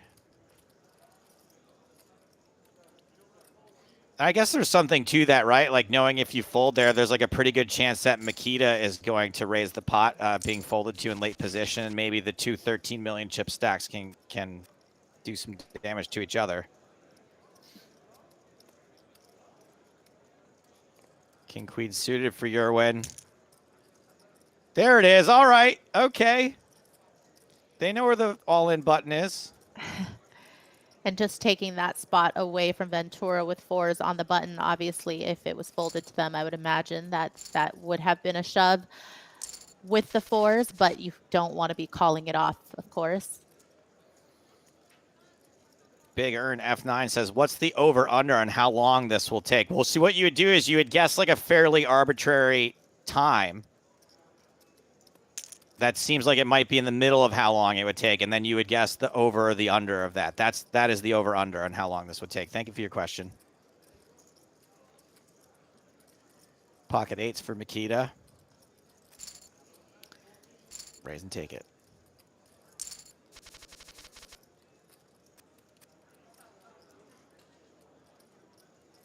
Jax TYND says 90 minutes, it should be over.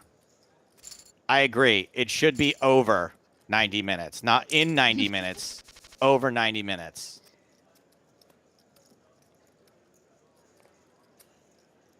All right, we can do a real question after this hand. Looks like we might actually see some play here. Dante with King, Queen off.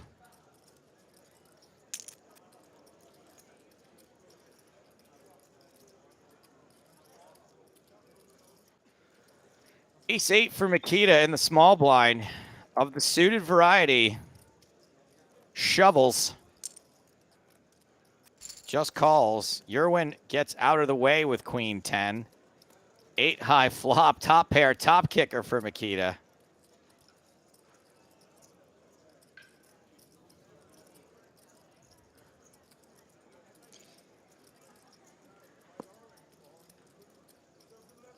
Dante faced with the decision whether or not to continue. Yeah, you know that anytime you see a caller from the small blind, of course, that range is going to be a lot stronger than a defend from the big. And so I like the check back, especially because they don't really have any backdoors from that flop to potentially make some straights or flushes.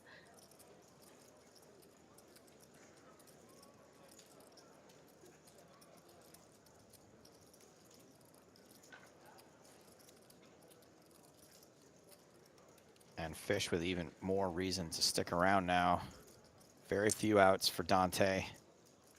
Not giving up yet.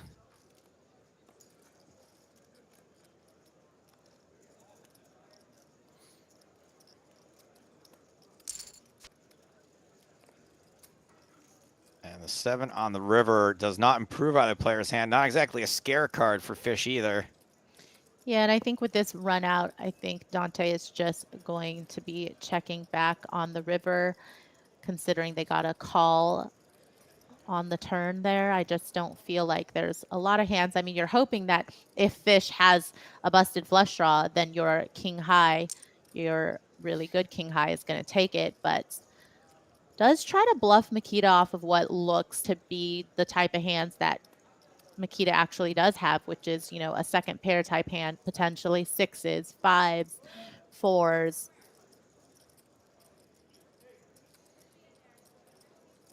Eights, optimistically?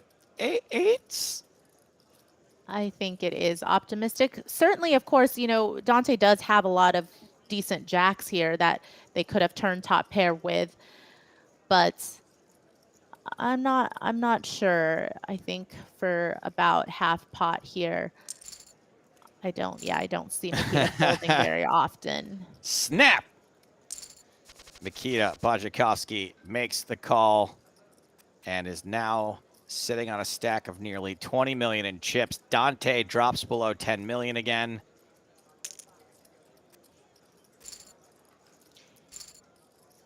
And the two short stacks immediately to the left of Makita are going to make shoving from that exact position very attractive.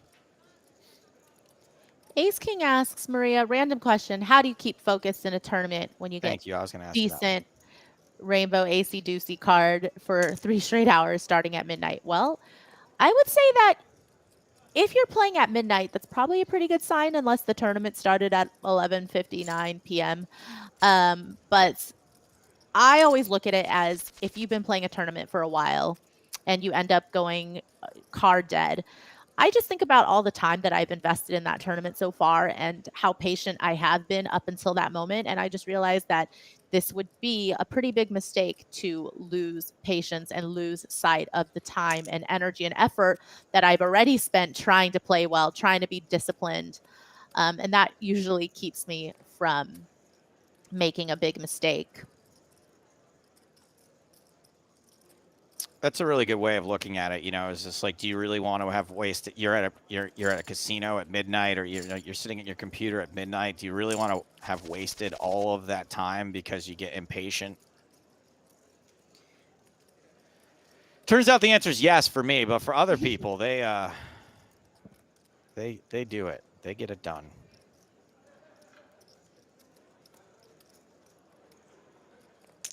Diego, the shortest stack, shoves the A7.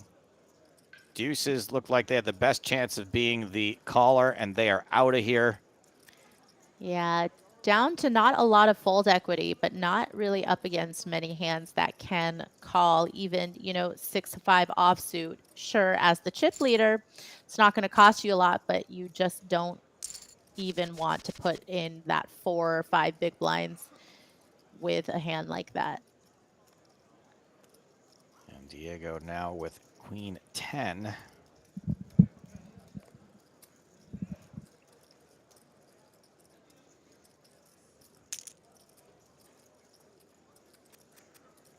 Shoves it, gets a better hand to fold, gets 2 better hands to fold.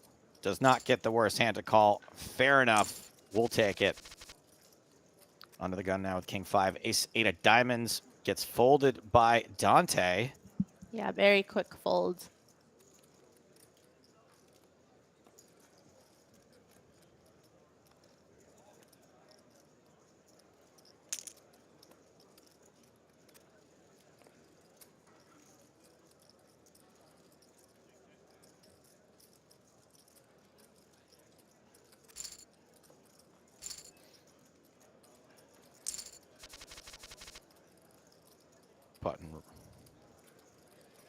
Button raise from Arthur. Gets the blinds to fold.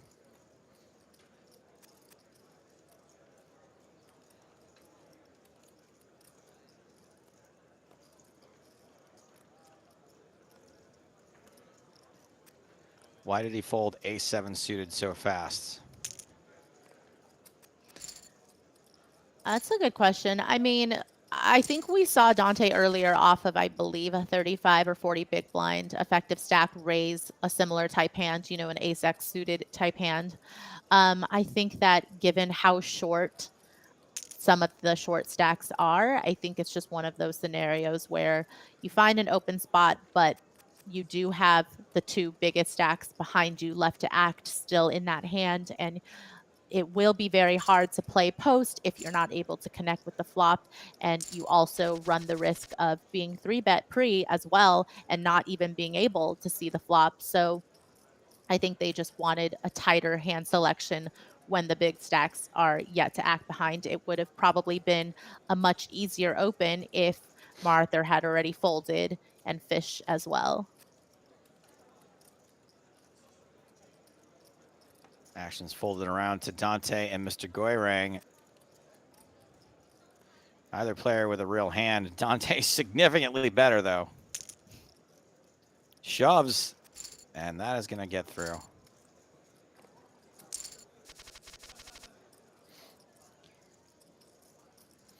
HM Delio asks, is this production scaled down or scaled back? Here, I'm just going to throw that on you. You tell me, has your chat been scaled down or scaled back? Thank you for your question.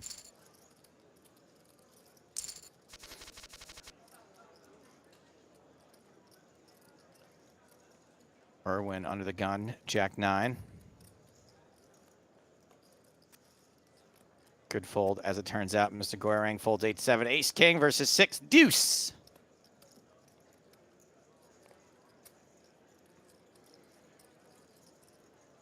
I think we know.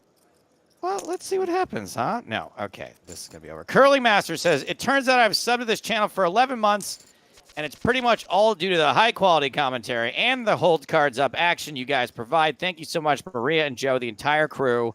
Keep up the good work. Thank you for your comment, Curling Master. And also, thank you to the whole crew. Agreed. Which I think is just Patrick and Raksha. And Robin, and probably some other people I'm forgetting. Okay, I'm going to stop naming everyone now. Okay, bye. Deuces.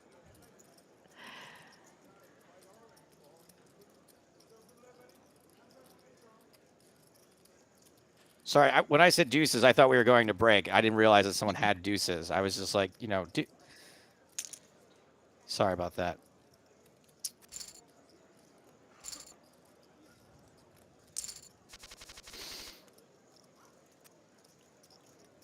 Couple more hands before break. Maybe this is the last one. We'll see. Makita raising. Yerwin calls all in, hits the 7. Has to fade the king. Does. That's a double up for Yerwin. And yes, we are now on a break. So we only lost one player that level. That session, I should say. And it was Jonathan Van Fleet. Poor Ape Styles. We lost an Ape Styles, but we gained the opposite of a knuckle dragger. James Hardigan is back. Joey, you're too kind. I think we also lost a Daniel Dvoris during that session. Oh, was it? Okay, that was so early then, I guess. Yeah, that we are now down to 6 players in this 5K Scoop After Party Second Chance main event. And we're going to give Maria a brief break. I'm not kicking her out just yet for being so disparaging about my performance of the chop potsing. I'm starting to think, Joe, that you had a point when you said that there wasn't a lot of effort coming from her side for the longest possible time. So during the last break in play, we talked about last week's podcast, our review of the book We Run Bad, our interview with John Curry. Joe, tell everyone what is happening on this week's show that will be out on Thursday. You know that, like, my favorite thing about my job is when I get to somehow, like, rope in Hollywood people, like real Hollywood people, into our broadcast, into our podcast, to get them to watch things, and you may remember a pretty big thing in the poker world from about, I don't know, is it a decade ago at this point that the movie came out? Bet Raise Fold was the first. I want to say it was like 2013 because it goes up to the events of Black Friday and the immediate aftermath, and then it took like another year of post-production. So I want to say like 2013 was when I saw it. And, and at the time, it was one of the best pieces of self-produced poker content that's out there, right? Like, there isn't a lot out there that people created, did a good job at, and was well-respected by both mainstream audiences and poker audiences. But Bet Raise Fold was just, sort of revolutionary for the poker business, for there to be a documentary of that caliber. And then the makers of that documentary went on to make some mini docs for PokerStars. I Am Nano Noko. They did one on Mickey Peterson. They did a whole handful of them. Who's that guy from Mexico that was like the dirt bike, the dirt car racer? Yeah, like just really great stuff. And lo and behold, that guy kind of fell off the scene in poker for a few years. And guess where he has resurfaced? He has resurfaced as a big-time Hollywood screenwriter, currently his big project is about to hit theaters, I think, in the next year. I'm not sure what the actual release date is because of the way everything's messed up. Yeah. Wrote the movie Eternals, which is part of the Marvel Cinematic Universe, the thing that we all go see all the time. James and I talk about it constantly on our broadcast, on our podcast. We love the Marvel Cinematic Universe. Ryan Furpo, the driving factor behind Bet Raise Fold, behind most of those PokerStars online player documentaries, is now a legitimate Hollywood screenwriter. He wrote the movie Eternals, which is being directed by Academy Award winner Chloe Zhao, who just won a statuette this year at the Oscars.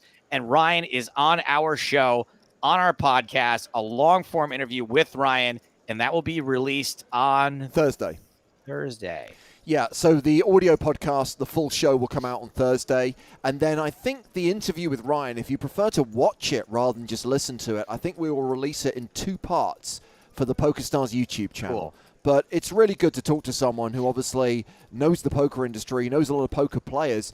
I'm just thinking the only player still on the Stars roster that Ryan made a film about is Felix Schneider's. There is a short film called The Teacher about Felix, which was directed by Ryan. So that is the last one remaining. And yeah, now co-writing Marvel movies. Quite incredible stuff. So that show will be out on Thursday.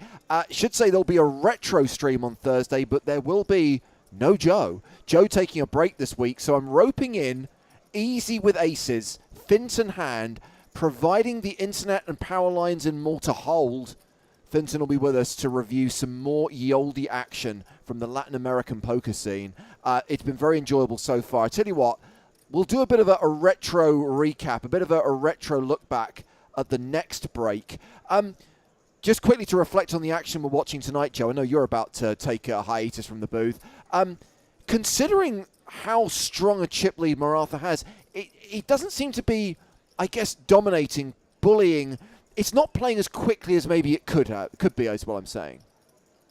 Yeah, and I think that that's probably wise, right? Like, I don't think, like, coming in, swinging your fists and trying to mash the whole table really works out as often as people think it's going to. Yeah. MacArthur's approach has been calculated, has been somewhat reserved, but I don't think that that is a bad thing in any way, especially given the way, you know, there just haven't been, he hasn't had a ton of hands, and especially folks haven't had hands to play back against him. So I just think that, you know, slow and steady seems to be working out so far, and I don't think you should necessarily change it. Well, we're getting back to the action now. Joe is taking a break, but Maria is back in the booth as we return to the final table of this 5K second chance main event. Such a long title, Maria. In fact, would you like me, and the answer to the question is yes, by the way, would you like me to read the full title as displayed in the PokerStars lobby?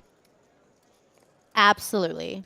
This is Scoop Afterparty 52 high, $5,200, no limit hold'em, 8 max, second chance main event. And we do have an all-in, Diego Ventura, one of the short stacks. We are at the 150, 300 blind level. Diego with 1.3 million all in.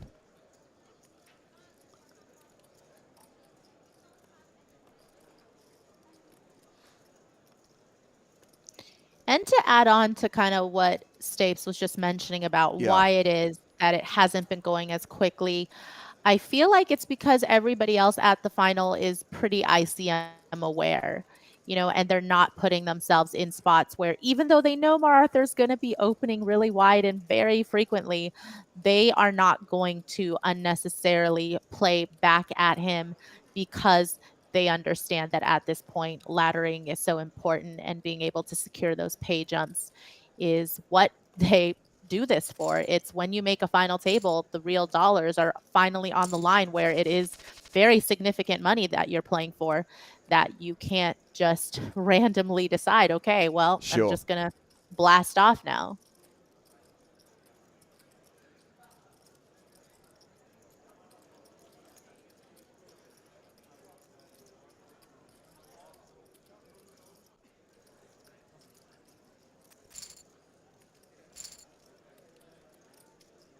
So right now, we do look at the chip distribution. Maratha, it's kind of as the final table started. Maratha with the 2-1 advantage over Mikici Bodzikovsky, who's second on the leaderboard. We do have one player who's separated from the rest, and that is Dante Goya, who's got around 8.4 million. And then we've got those short stacks all bunched together, 3 of them. Erwin, Diego Ventura, and Mr. Goyring.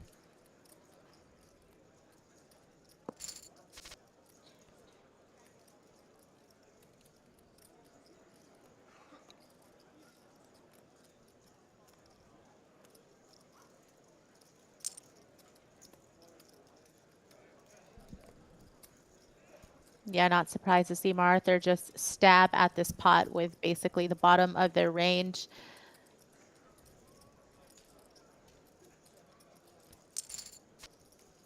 I love when people arrive late and like, what happened to Ape Styles? Let me hazard a guess. He lost all of his chips and busted.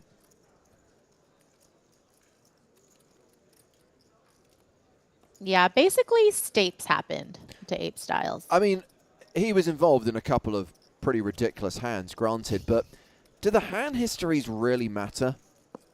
Is it enough to know that he just busted in 7th?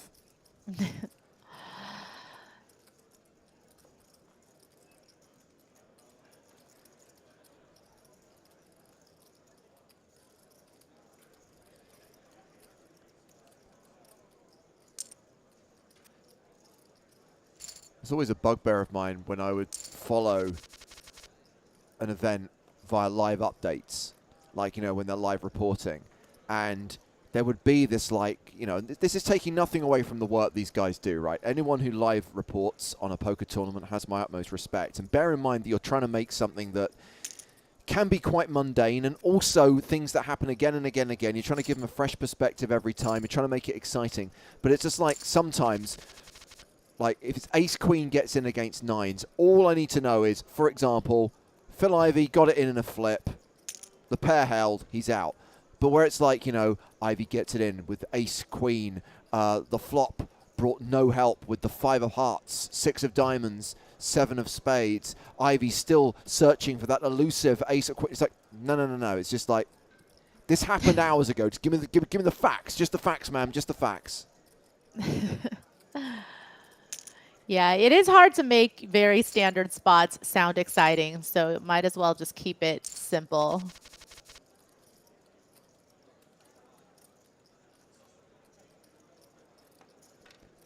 Well, this could get interesting. Ace 7, ace 10, ace king, 6s.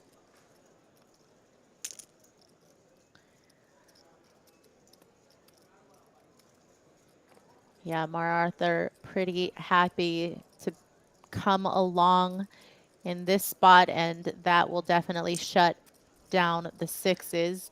Yeah, so Domination Nation. Domination Rotation. Restoration. And that is the elimination of Mr. Goyrang. Maratha does it again, KOs another player, and Mr. Goyrang is out in 6th place for $74,260, taking us down to the final 5. A ladder for Diego Ventura, a ladder for $109 satellite qualifier Erwin. Yeah, masterclass in laddering from the satellite winner so far. Just managing to stay afloat long enough to cash in on pay jump after pay jump.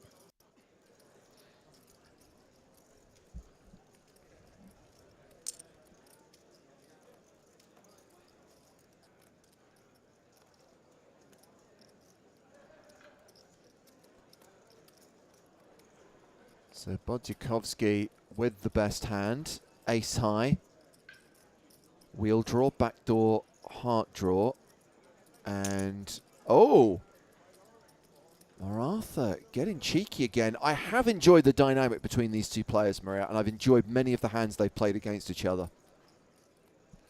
Yeah, definitely a little bit of leveling wars that we are seeing against these two players that have a lot of history against one another. Just kind of a idea of knowing and anticipating what your opponent will be doing in these spots and what types of hands they'll be doing it with, especially as the chip leader. I think, you're not going to get one over very easily on a player like Fish. Well, Artem Artarosian has picked up the flush draw on the turn. Yeah, and definitely one of the turn cards that they are hoping for when they check raise that flop is to turn the backdoor equity with potential flush possibilities, straight possibilities. Yeah, I'm betting big here. 4.3 into 6.5. And really hard for ace-5 of hearts to continue. But Bodziakowski makes the call. Double paired board now. Ace-high still good. Yeah, and I think Fish makes that call because he does block 6-5, obviously, which is one of those hands that might potentially go the aggressive route on the flop and actually get there on the turn. But Fish, not a believer. And yeah, just one of the things that I think is a product of their dynamic and their history is, again, Fish saying, you're not really going to get away with this one so easily. And now very clear showdown value for that ace high once the board double pairs on the river. And Bodziakowski can legitimately check this back, take the showdown value with ace high and win a pot, which is going to boost his stack to 28 million. And Artem Artarosian, still big chip leader, but has dropped below the 40 million mark. And crucially, Maria, the gap between those two has narrowed.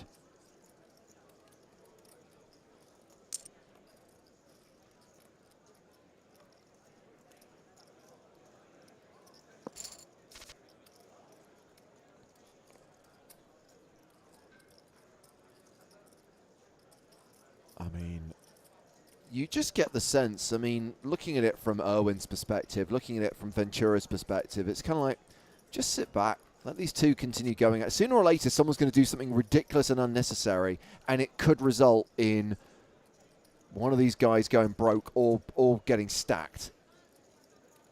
Yeah, and it's not something that they are just figuring out now when they're five-handed. It was something very early Absolutely. on. I think when it was eight-handed, they saw Arthur five-bet was with ace-3 offsuit when Makita had ace-king. And so they know that both of these players, that hand went to showdown all the way to the river as a five-bet pre-hand. So I think they realized that they still have two players in it with enough chips where they can definitely sit back and capitalize.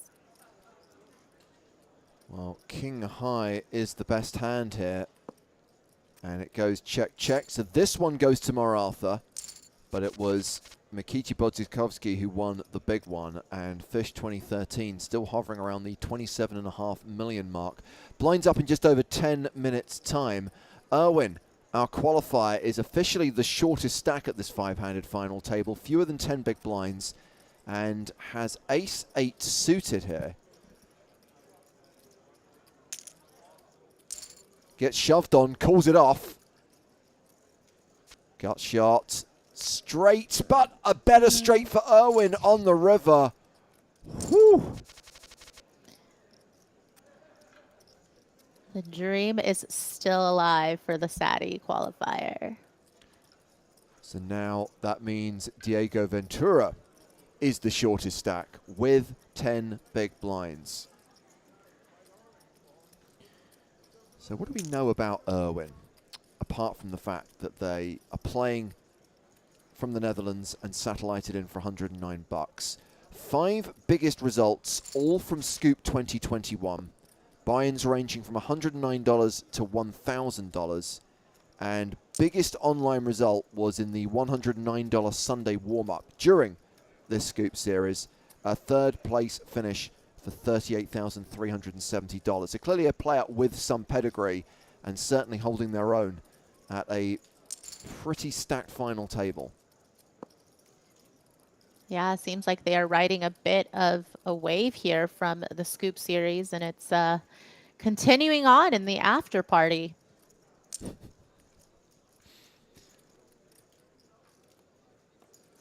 Can you imagine if we did genuinely follow all the stages of the R. Kelly song? And once this series wraps, we then have the Scoop Hotel lobby.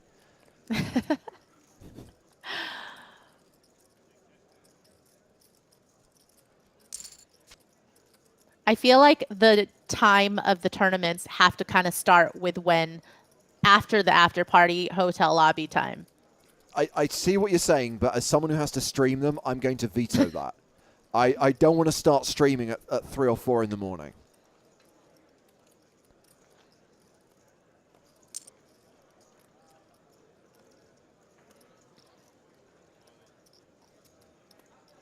Going for some value here with top pair, and it would cost all of Ventura's chips to call in this spot.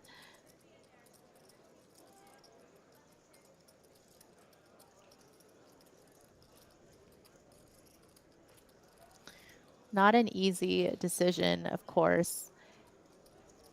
That 9 is definitely giving Ventura some thought here, just because, you know, hands like 9-6, 10-9 certainly feel a little bit better that your opponent doesn't have those type of hands, especially when you have the 9. I think 9-8 here makes for a better call than a hand like Ace-8. I mean, I've seen players call it off with worse. That is very true. And again, you know, you're up against the button opening range and against a very capable player like Makita, who is going to put max pressure in a lot of situations.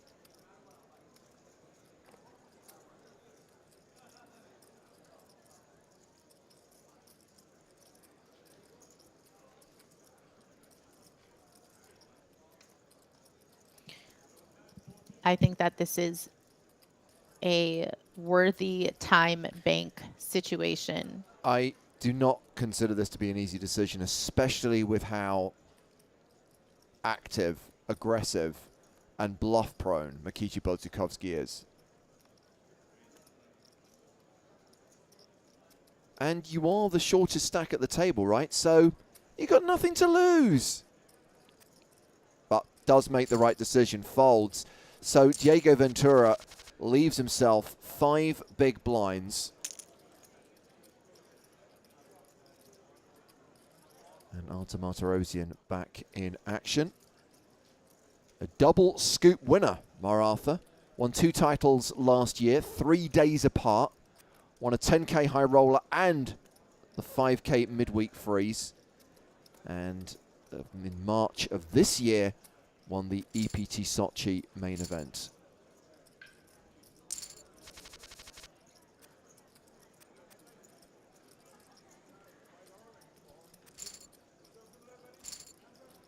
I still find it really weird that there was an EPT played in some part of the world that just, my brain can't quite get around that.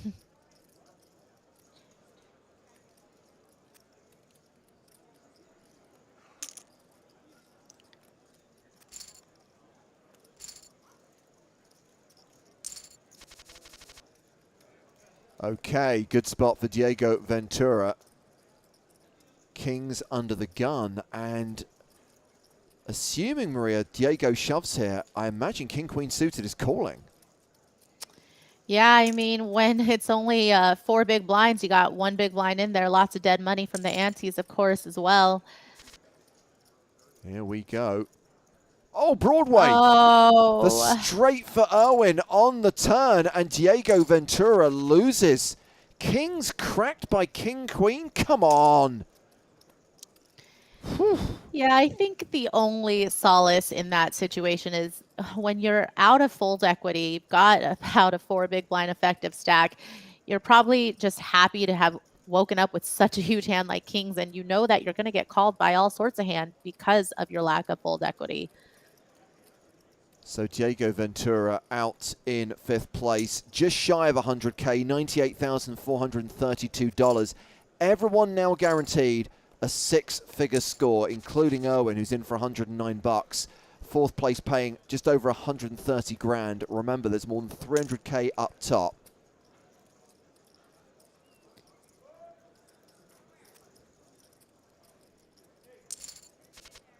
King 8 versus 10-9 here. It is the Fish Maratha show again.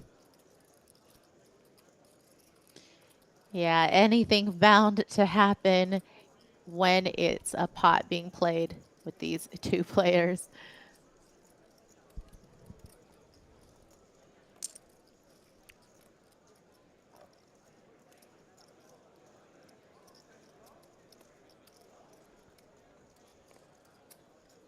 So I asked you the question earlier on, Maria, about Bodzikovski's live earnings. And look at this. The raise from Maratha gets the job done, back up to 42.6 million. And that's what has been the story here. Takes those hits, but then builds his way back up again. And has consistently been between 40 and 45 million throughout this final table. Bodzikovski. So we talked about his live results. Online pedigree. How many scoop titles does Mikita Bodzikovski have? Scoop only. Okay, not including Scoop only. WCOOP then. I'm going to go with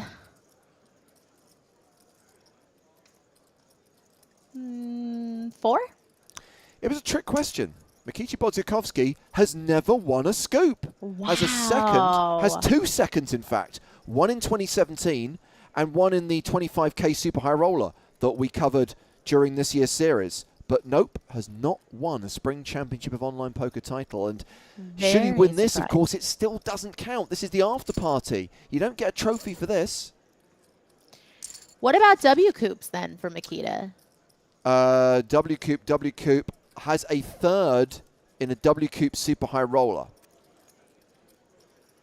Is missing out on the coops. Yeah, it seems so. But didn't miss out on that squeeze spot with ace-10. No. And was able to take the pot down, getting Maratha to fold ace-10 suited, actually. I mean, pie face in chat.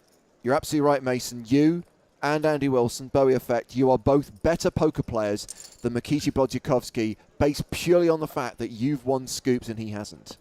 When they do the rankings of great poker players in the world, they will look at Mikita Bodzikovski and say 28.4 million in live earnings? Meh. No. It's all about the pie.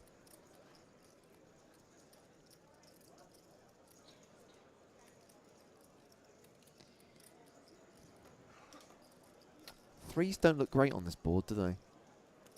No, but that did not stop Maratha from calling a bet on the turn. And now faced with this river bet after the 6 pairs, it's really just a scenario of, whether or not you think Fish has anything at all. Maybe putting Fish on one of those Queen Jack, Jack 10 type of hands that would have missed their straight draw.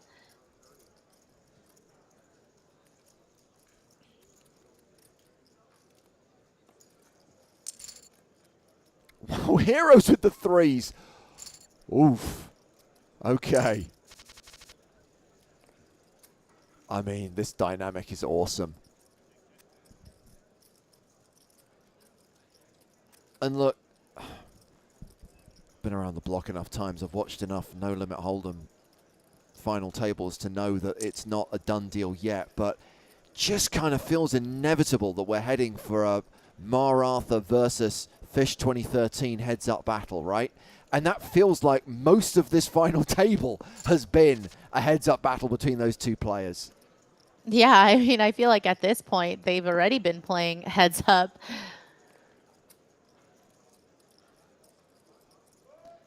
Well, this is the flopped straight for Erwin.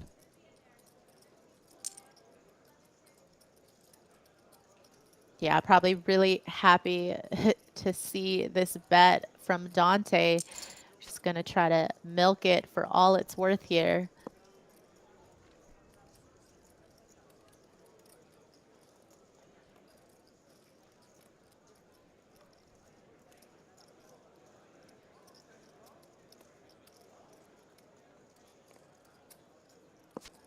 Dante betting those 6s on the flop, just trying to protect their hand against, some overcard equity, obviously straight draw equity and whatnot, but does check back the turn.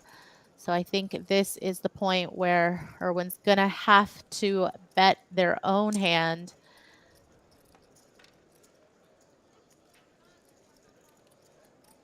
Well, we saw the hero call from Artem Martirosyan with a pair of threes. Is Dante Goya going to hero with a pair of sixes here?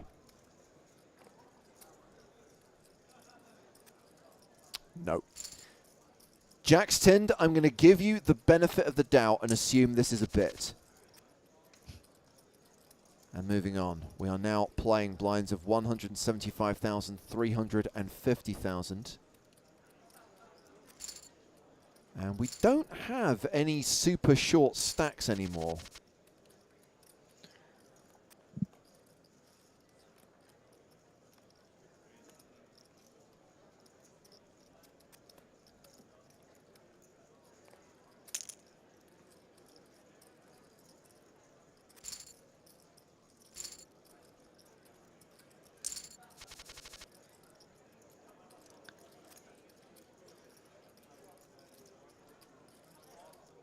And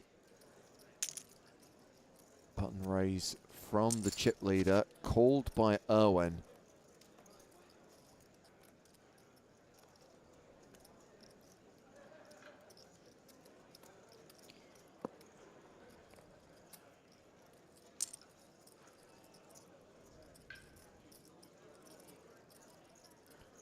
Oh, King High is still the best hand. Yeah, definitely the possibility to continue with King 8 of Hearts here on this flop texture. Not sure what Erwin is going to do with it, but very reasonable to find a call here, potentially.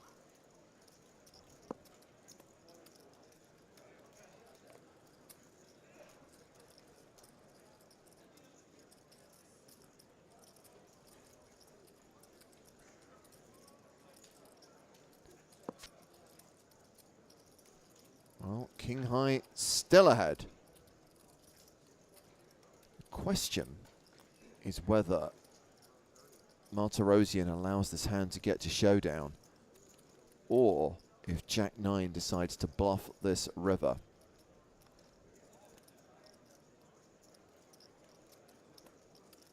And I'm not going to lie, I would love to see a Jack 9 bluff, and I would love to see a King High hero call. As unlikely as that may be. Yeah, I think Erwin was even taking some time to think about whether or not they wanted to take their hand as a bluff on this river, but opening the door for Martha to just take this pot away now.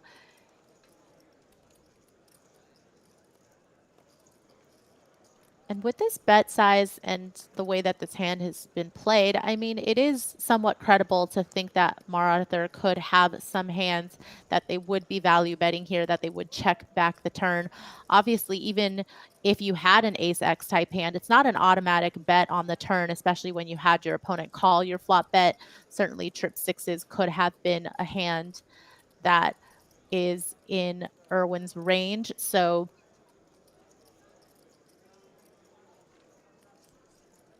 Come on, Erwin, you can do it. You can find that call button. You can get this guy's number. He's been at it all night. He doesn't have it. He never has it. Look him up. Catch him with his hand in the cookie jar. No, he's folded.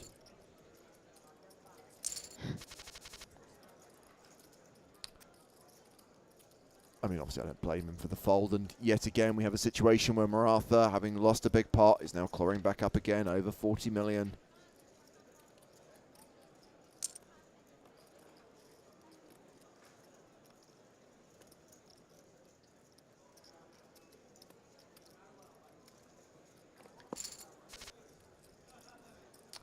wow. Oh, top pair versus two pair. Well, this could get interesting, and Erwin is the effective stack here, right? 5.38 million. Dante Goya, 5.7 million. Yeah, and tough to imagine there not being a little bloodshed here. Just having top pair is so strong in a blind versus blind situation, unraised pot. You've got someone lurking here with 2 pair, and yeah, gonna just elect to fast play it just because of the possibility for those draws with the straight draw possible, flush draw possible. And if you get really lucky, your opponent also just has top pair and not a hand that they can fold to this raise.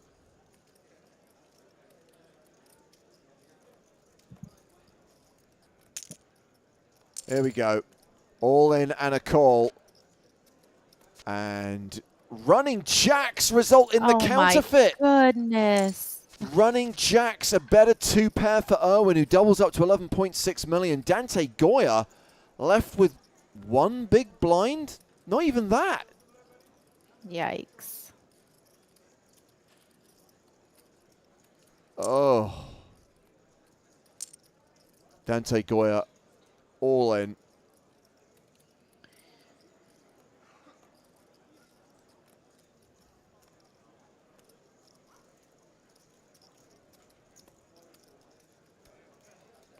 And Maratha decides to isolate.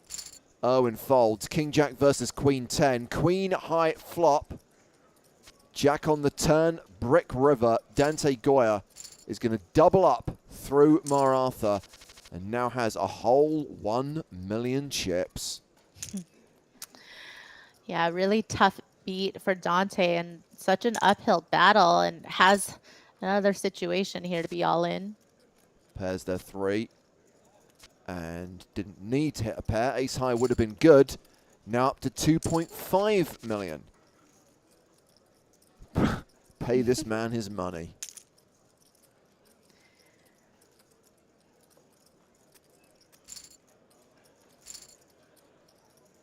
Nice get through there, and just almost up to 10 big blinds I know, now. right? Didn't even have a single big blind, Maria, and now close to a 10 big blind stat.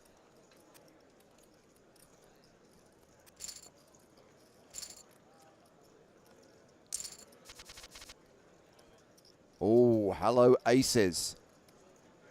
The boots for Mikichi Bodziakowski. Raises to just over 1 million. Artur Martirosyan, 10-3 of spades.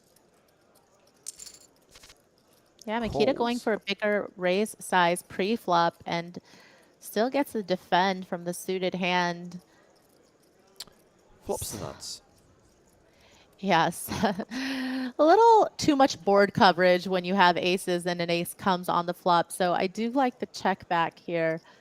You know, when you have the range advantage and you are just covering the board, there's not a lot of hands you would expect your opponent to be able to continue with. So better to maybe let somebody like Arthur have a little bit of room.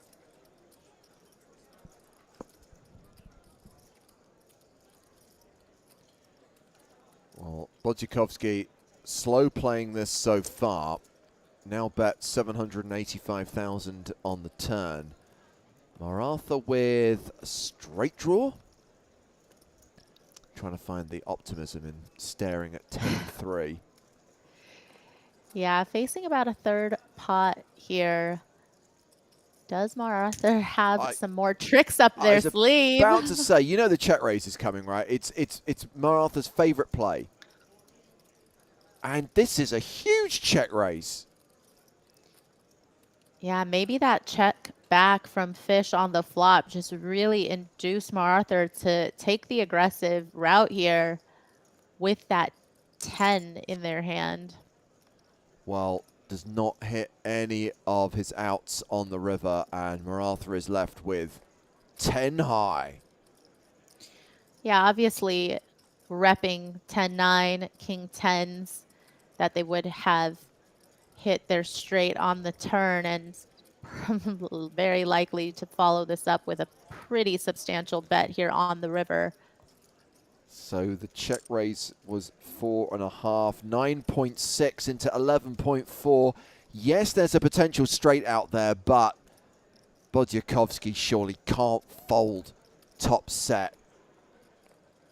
I mean, disguise this hand by checking back the flop.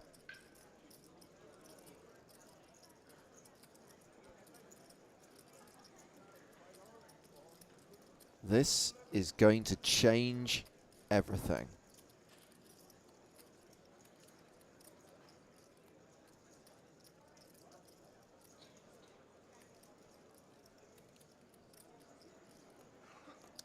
Yeah, obviously against this sizing, it's pretty polarizing in terms of the type of hands Arthur would have. So can't fold, but obviously can't raise either. And there is the big switcheroo throughout this final table. It is Arthur Marcirosian who's had the chip lead, with Mikiji Bodzikowski sitting in second place, and now they have traded places. Bodzikowski has around 44 million. Maratha's dropped down to 24 million. 1 and 2 on the leaderboard, but right now it is Fish 2013 with the advantage.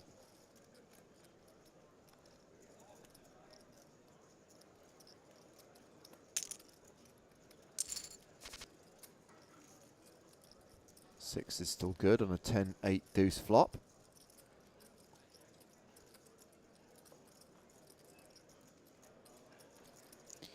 Yeah, and for chips, Irwin had the type of hand where, you know, you could pretty easily shove with your stack size in a blind versus blind situation against a small blind open. But seeing that Dante is sitting there with about a 10 big blind stack, of course, you don't want to be doing that.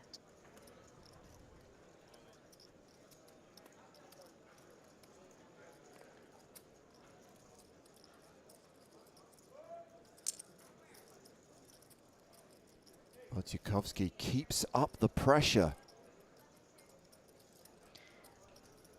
Yeah, and of course, if you don't shove a hand like sixes pre, then it obviously becomes fairly tough to play. Most runouts you are not going to be able to call. That is probably one of them.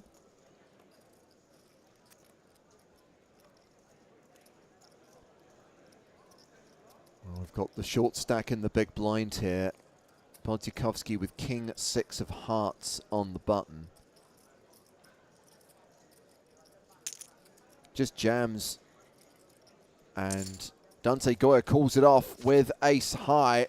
Hearts on the flop, and a heart on the river. That's the flush for Fish, and we lose Dante Goya from Brazil out in fourth place, cashing for $130,473. We are now three-handed at this final table. That means all three players are guaranteed the better part of 175k, including Irwin, the SAC qualifier, who's been shoved on by Bodzikowski, who is really leveraging that chip lead now, Maria. 50 million for Fish.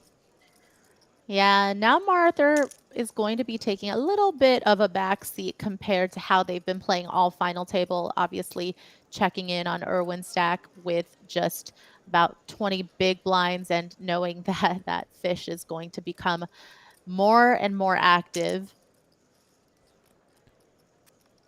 Here we go again. I'm not sure what round this is, but we're at least into the 20s. Maratha versus Fish 2013. Sixes still good. And Bodzikowski has paired his five. Yeah, pretty nice flop for both players. Obviously, sixes calling pre-flop and in position. You're going to be pretty happy to see a paired board come down. Not a lot of overcards to your hand makes it easier for you to just continue and decide on the turn, and another really safe turn. Edgy Dots asking for the buy-in. As it says on screen, it's the 5K second chance main event. $5,000 buy-in. $5,200 with Reg. Total prize pool of 1.635 million in this event. 327 entries, 214 unique players, 113 re-entries, 41 got paid. 9 made it to the third and final day, and that's what we're watching tonight, the final table of this event. Kita checking this turn over to Arthur, obviously recognizing that there are going to be a lot of hands that could have eights and fives beat right now. Arthur going to be calling with a lot of these medium pairs, and potentially even has some traps with the premium pairs, of course. Checked to showdown. Nice value bet on the turn from Maratha. Up over 30 million.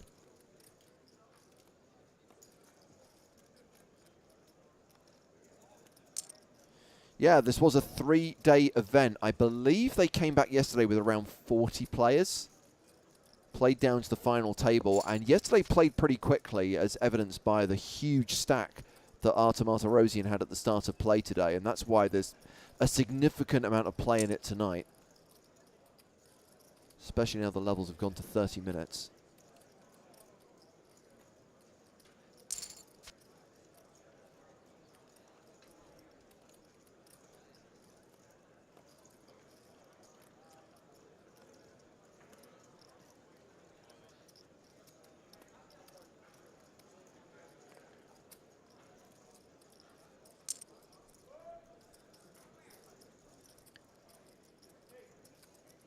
Well, Erwin is good here.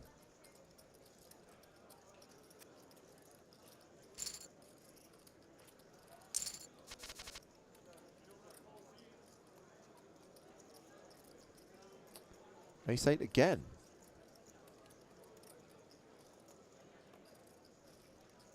Yeah, I think at this point, Erwin probably feels like they have some license to become a little more aggressive, be more active. Obviously, there's always the chance that that Fish and Maratha can get into a huge pot, but considering that there is only 3 players left and you're the shortest stack, you definitely have to just take the spots you get. Yeah.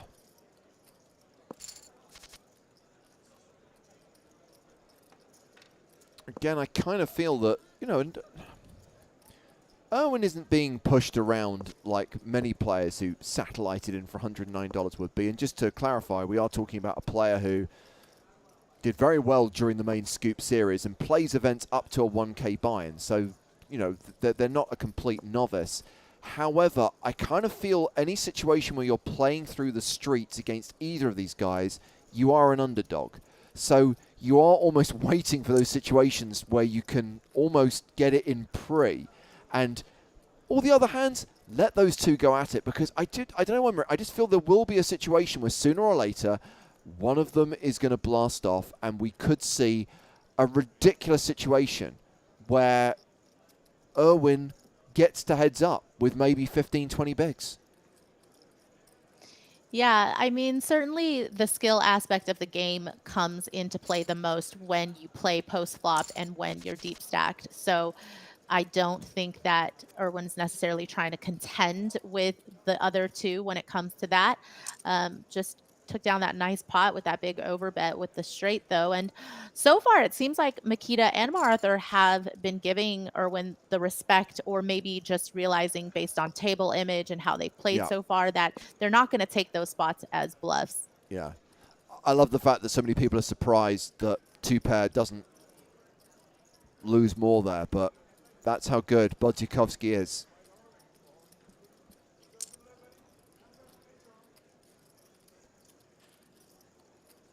Yeah, and that's just one of those situations where it's very opponent dependent. I certainly think that if they were in that hand against Maratha, would have been a different outcome. Well, Erwin had monster draws on the turn. Now pairs their 8 on the river and is good. And will now have a stack of 10 million. So 40 plays 30 plays 10. Three-handed at this final table with more than 300k on the line. Any deal would need to set aside 15k, but I don't think that's going to happen.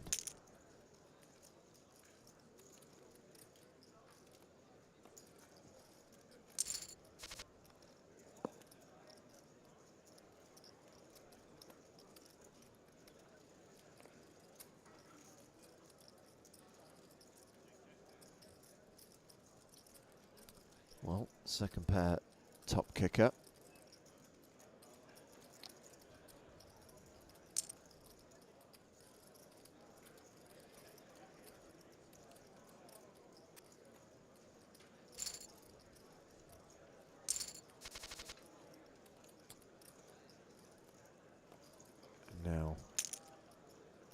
Ace king. Just amused by Talbender's post, which sounds like one of those terrible quotes from a terrible poker movie. If you're playing your cards, you've already lost.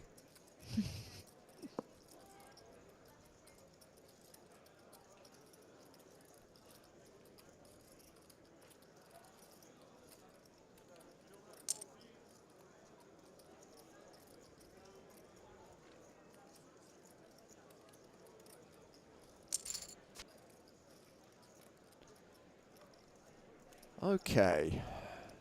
Nothing for 8-9 here. Run away. Run away.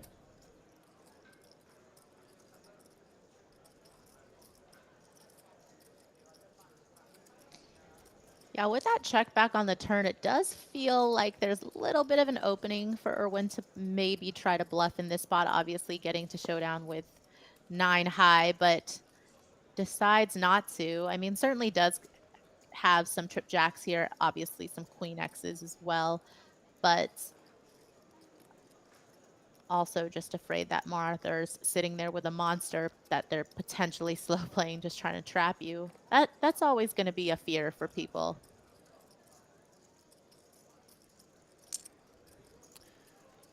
Well, I have checked the hand rankings, and 3-pair does beat 9 high.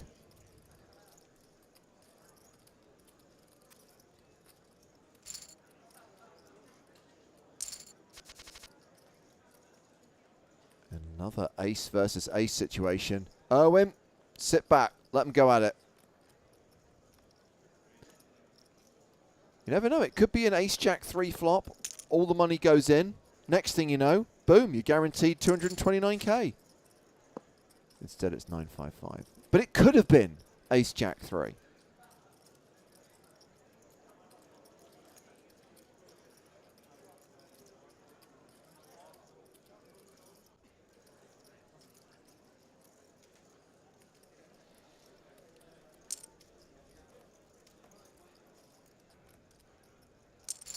Yeah, for about a quarter pot, not surprising to see Arthur make that quick call with ace high.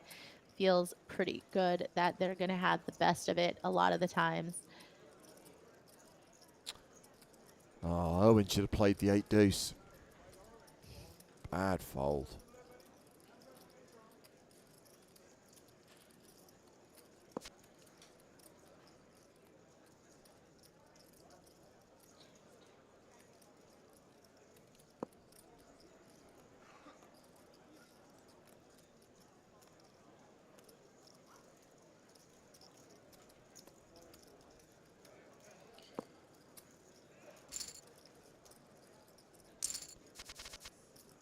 Well, Wojciechowski still playing more than 40 million.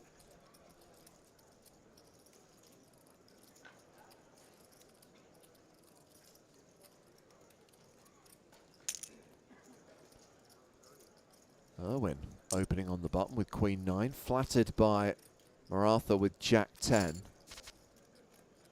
Spades. Yeah, this type of board is going to make it pretty hard for Irwin to play, I think, knowing that Arthur could a lot of the times just be waiting in the wings, going for a lot of check raises on certain textures. So nice check back there. And this is a turn card that you could potentially represent, of course, being the pre-flop raiser. But again, Arthur calling from the small blind can contain a lot of these ace X, weaker ace X suiteds as well. Queen high, good.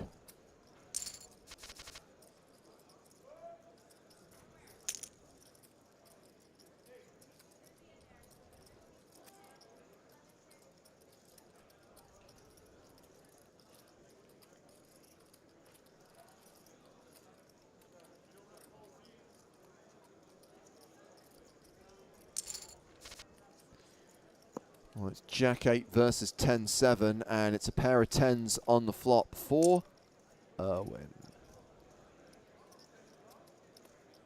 Yeah, Irwin seems to be getting a little something going right now. Just making a couple hands, winning with the queen high showdown, and now having a second pair.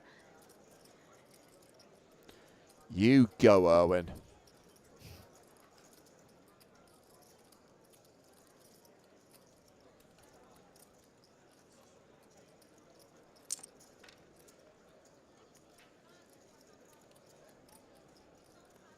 But if somebody's going to be betting pot on the turn and putting your second pair into a tough decision, that is going to be Arthur. I mean, to be expected that you're not going to get easy showdowns.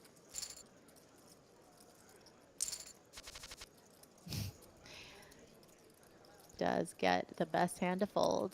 And again, I'm not being disparaging about Erwin, but it kind of speaks to what I was saying earlier on.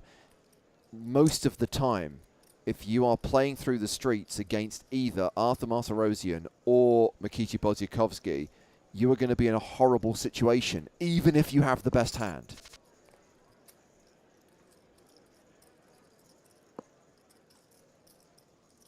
Oh, they both have 8-6, I just realised.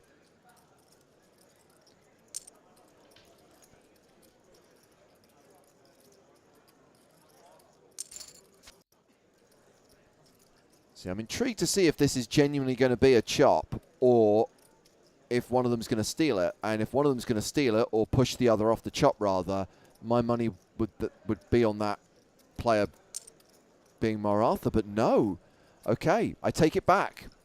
Go Erwin. Oh, got called.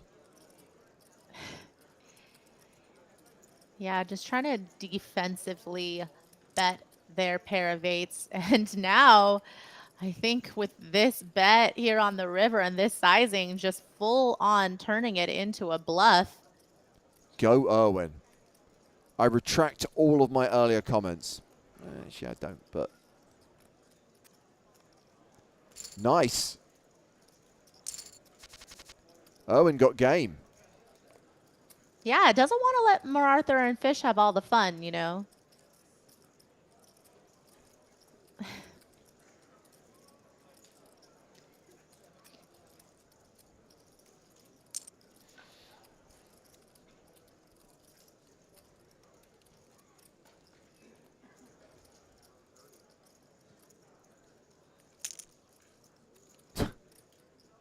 Go on. Put some more chips in. Let's have a flop. Not the one you were looking for, though, right? With 5-4.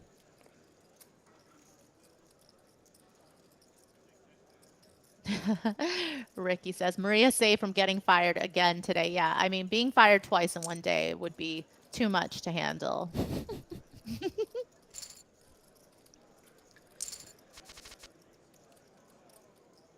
Only one chop pot so far today. What's disappointing?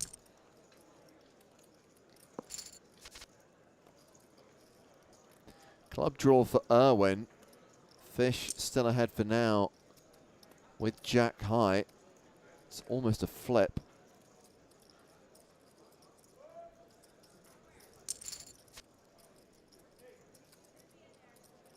Nine of hearts on the turn.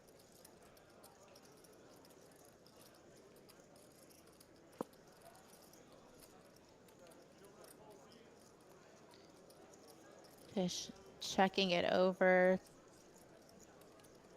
Now it'd be interesting to see if Erwin wants to try to fire as a semi-bluff, but doesn't.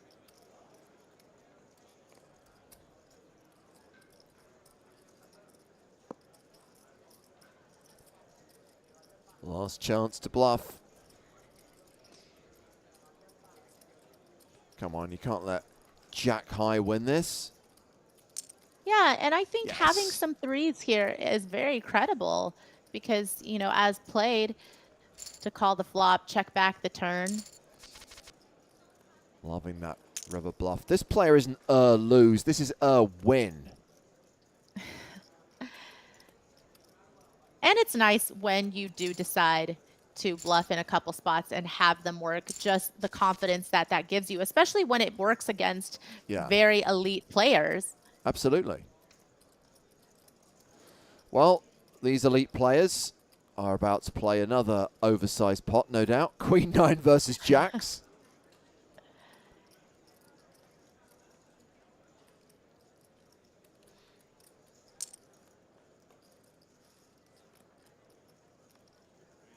Yeah, Queen 9 suited is one of those hands that if you decide to limp in the small blind, you're certainly going to call a raise with it. You're not going to limp fold a hand that plays pretty well post. Well, second pair. Some backdoor draws. Arthur ain't done with this yet.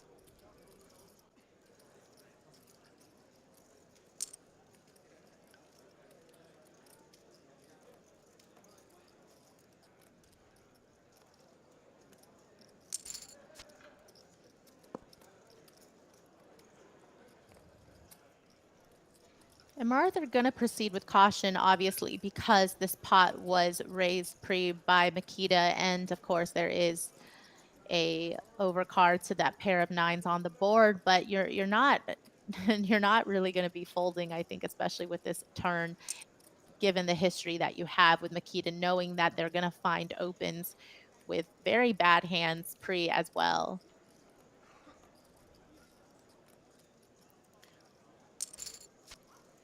Wow. Arthur Martirosian calls that hefty turn bet. We get to the river with nearly 10 million in the middle. Check, check, and Bodzikowski back up to nearly 50 million. Blinds 200,000, 400,000.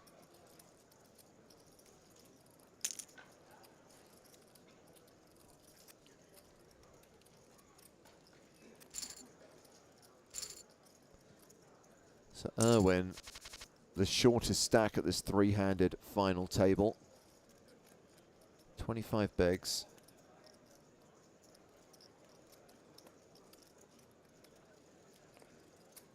Could get in some trouble here having a decent ace from the small blind. If they elect to limp with this hand, certainly going to at least limp call the raise that will surely be coming from Arthur.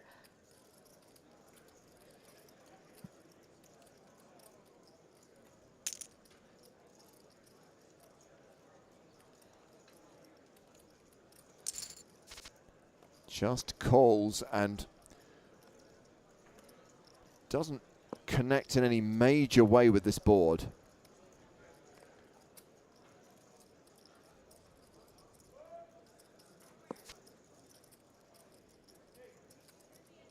Does get to see a free turn though, and now that ace high just looking a little bit stronger with that 3 pairing. Still don't really see a reason to necessarily bet any ace highs on this turn. I think that you're not usually going to get better ace highs to fold, and ace 9 has some showdown value as well.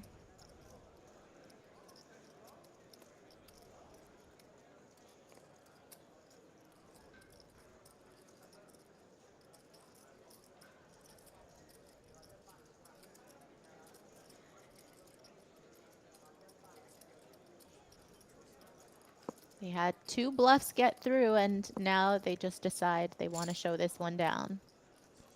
And that is going to take us to the next break. So 3 players remaining at the final table of the Scoop After Party 5K second chance main event.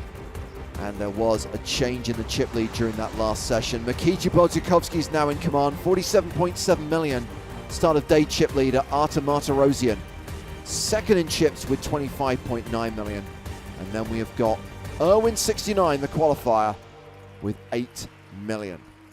So Joe Stapleton's back with us in the mix. And Joe, I said we talk about retro. And Maria, I know you're aware of these streams that we do on Thursday where we go back and look at old PokerStars TV shows.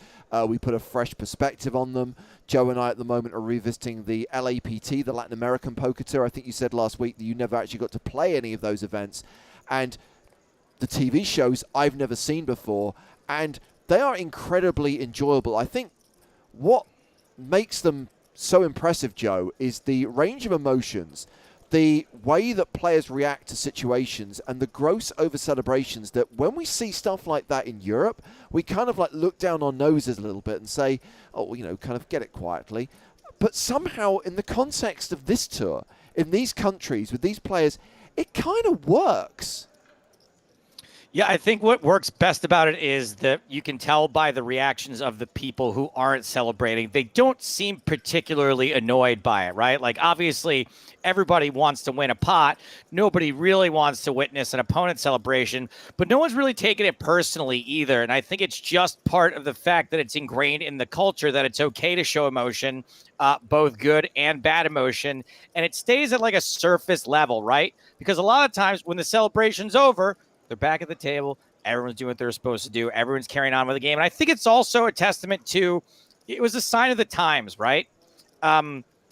Everything was just a lot more frivolous and a lot more fun and free. And nobody quite understood just sort of the implications, the amounts of money they were playing for. And I think also based on the fact that, like, you know, the satellite system back then, because of the inclusion in the United States of America, brought a bigger cross-section of people, I think, than we see in poker rooms today, at least financially, right? It sort of bridges a gap between a lot of different walks of life that way. And I think everyone was just there having a blast. I have the same feeling about it, but what I wanted to ask you, Maria, is are we looking at this with rose-tinted spectacles? Have we lost something? Is there a kind of, what Joe just referred to there, has that gone from poker? Or actually it's still there and we're not looking hard enough?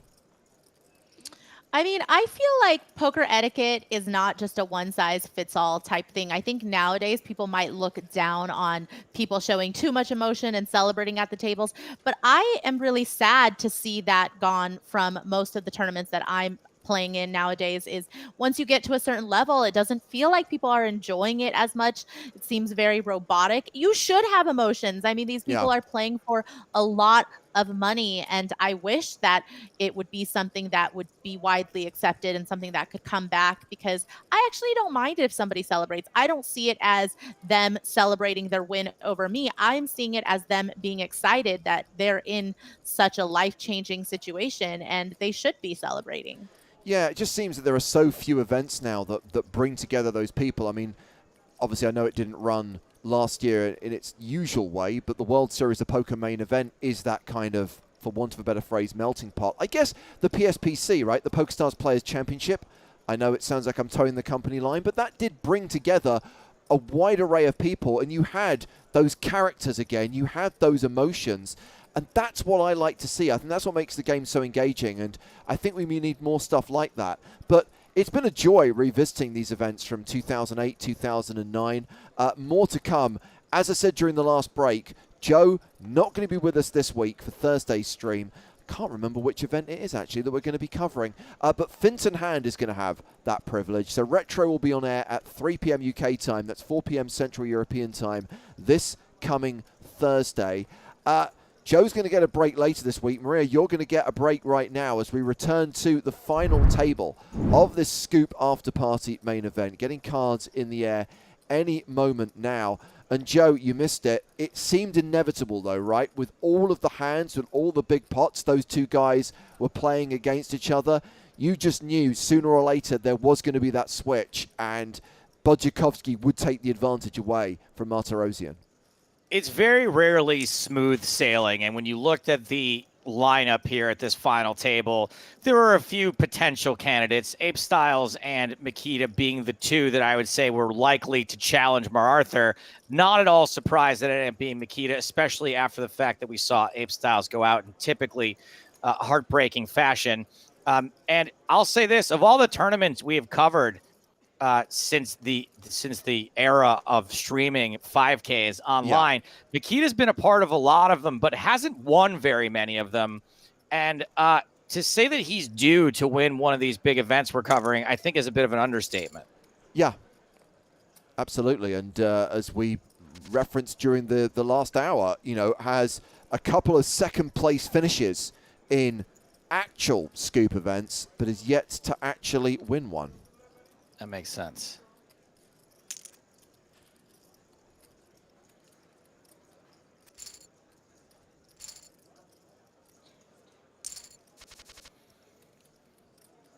And it's always interesting to see just how long three-handed to the winner takes.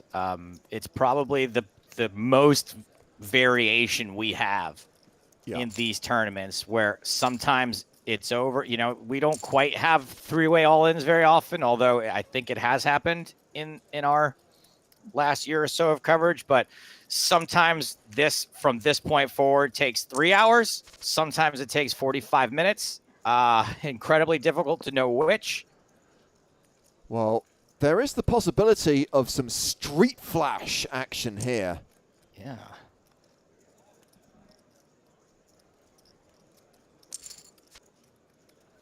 Oh, we've got it. Street Flash Poker, my babies. Luckily for Erwin, they do not have the ace of diamonds. They only have... No, they have really no ways to improve in this hand, luckily.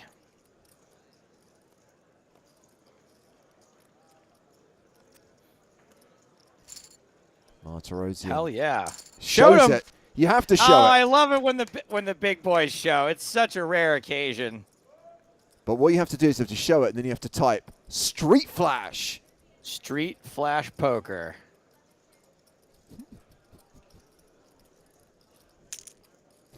All in with King 8. Erwin getting short now. And playing fewer than 20 big blinds. 7 deuce on the button. NH. He mustered the old NH. Good job, Erwin.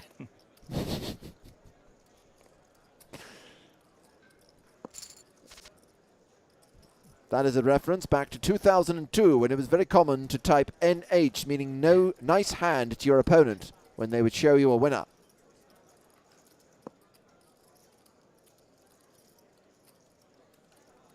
Arthur flopping a pair of 4s. We've got a double gutter? No, just a gut shot.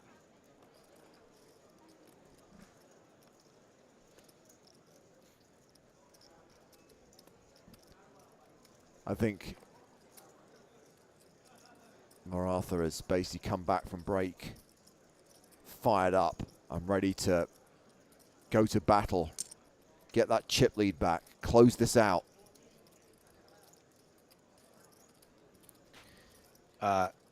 0031A chimes in to say Erwin is pronounced as Erwine.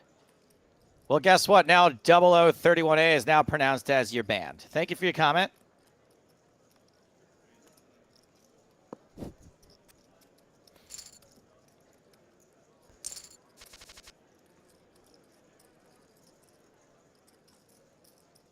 I don't know why these people don't realize that when we say Erwin, it's because it's a cooler name than Irwine.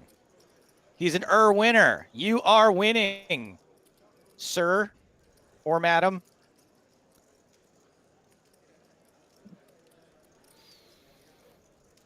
Yeah, you got to expect that Fish and Mararthur are going to have to really have some pretty tight hands to play a huge pot against each other. Top pair against a baby flush draw. Well, the presence of short stacks at this final table hasn't stopped them so far.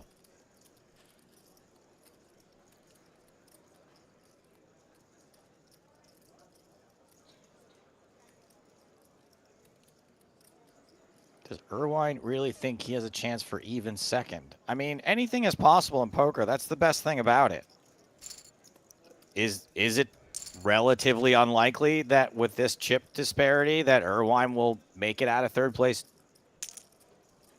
No. But, you know, Mararthur and Fish can get it in aces versus aces, and someone can flush out. Like, that stuff happens all the time. Absolutely. And as I was just mentioning, they have shown no hesitation to play big pots. Okay. I sit corrected.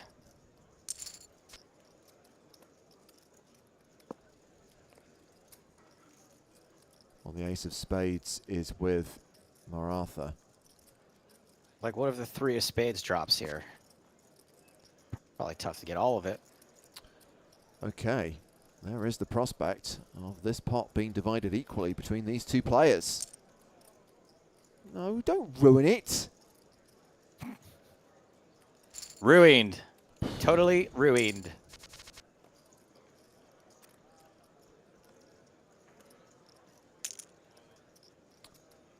King Jack of diamonds versus 6-4 of diamonds. Well, put 3 diamonds out there, but no. 2 crunchy clubs and a spade. That big old 4, though. That 4 is key. Yes, it is.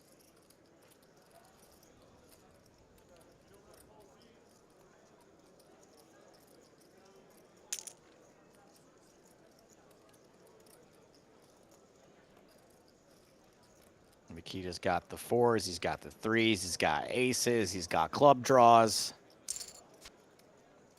Gets a call, gets a float from King High. And I wonder if MacArthur has got plans to attack the 4s in Fish's range. I think when Fish raises there, it's going to be a 4 a decent percentage of the time. It goes check, check. MacArthur maybe just wanting to get to showdown to beat all like the pure bluffs, but I don't know about that. I don't know how often this King High is going to be good at showdown after the raise on the flop. I guess is beating like 5-6, 6-7, 5-7. Nope, is going to try to get the King High showdown. No good with against the pair of 4s.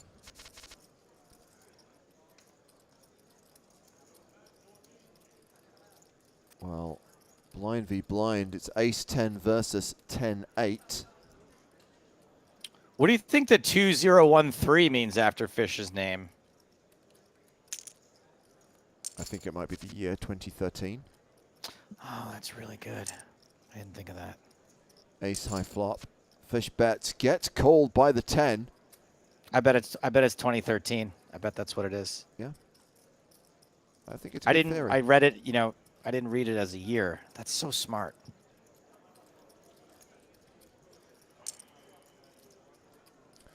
Oh, Owen, slow down.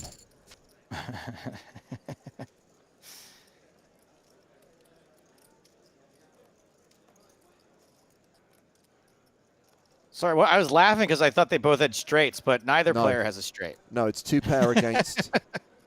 Not a great pair. On a straighty, flushy board.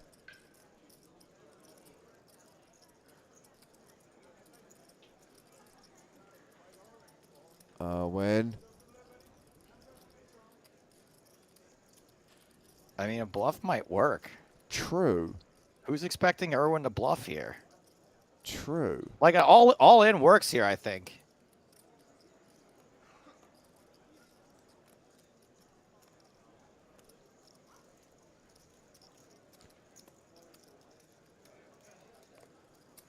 And Folks saying 2 pair would have to call. I don't know. It's great. That's a great thing. We'll get to see, hopefully.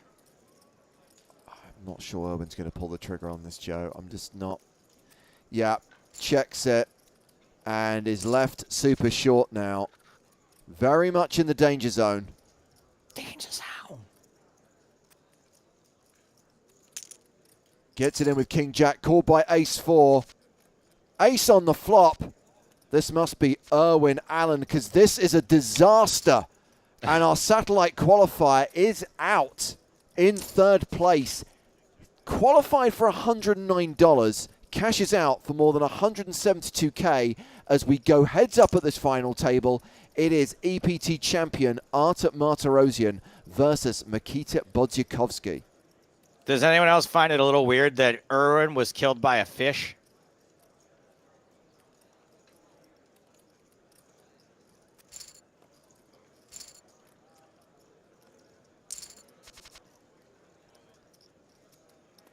The Poseidon Adventure? Steve Irwin. Oh. I thought you were carrying on with the Owen Allen theme. So, interestingly, Bodzyakovsky just asked the question, do you want to play? So I guess there is the prospect of a deal between these two high-stakes regulars. We can look at numbers, says Artem Artarosian, if you want. Well, they're going to look at numbers. I'm going to look at nudes.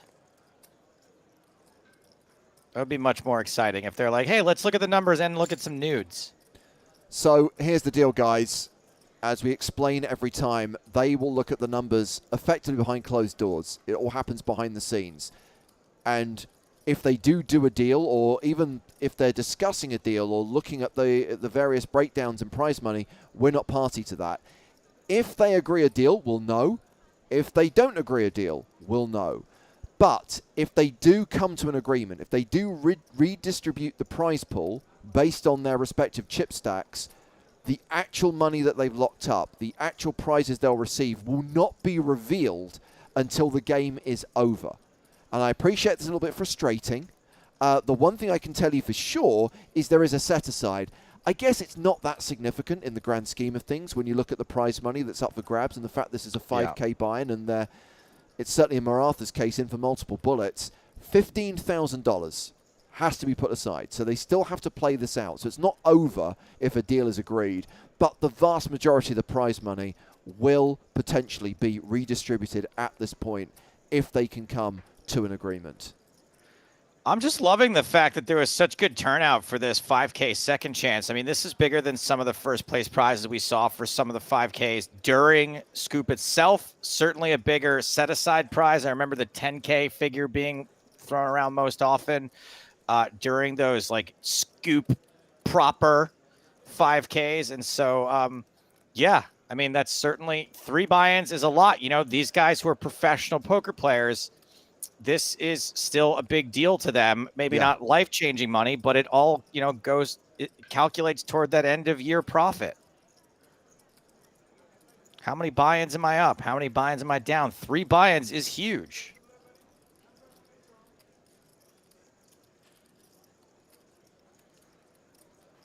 James, somebody recently asked me if we could do Midnight Run as a superfan subject. Right. And I'm seeing today that Charles Grodin passed away today. Oh, that is sad news. Very funny guy, Charles Grodin. I'm sure it hasn't, but why is that on my radar? Why do I think Midnight Run's already been done? I feel like it might have been done early, like in the first season. You know, I don't think it was. But it just feels like I don't have any recollection of watching it recently. No. And it's one that I've wanted to rewatch because people love that movie. I remember the first time I saw it thinking it was fine. Yeah. Well, we can put it on the list, that's for sure. We've got some fun ones lined up in the coming weeks. And this is taking a while. Normally, with players at this level, it either happens or it doesn't. But I guess the chip stacks are interesting. And really, is Martirosian going to be able to get much more than what second place is already advertised to pay?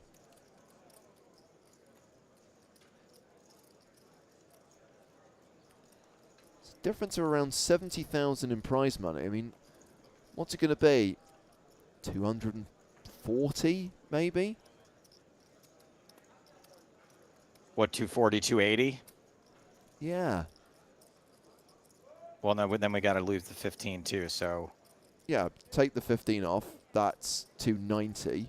Take 10 off, that's 280, which would then boost 230 to 240. 240, okay, right. I mean, look, I'm absolutely just, well, they've done a deal. Just said deal completed, and that means we're going to start playing again. Okay, so remember, guys, the advertised payouts on screen no longer relevant, but we don't know and will not know what they have agreed until the game is over. We do know they are playing for $15,000, and no, there is no trophy. There is no tangible title here. This is a 5K. It's a prestigious win, but it's not an official Scoop event, and it doesn't count as a Scoop title.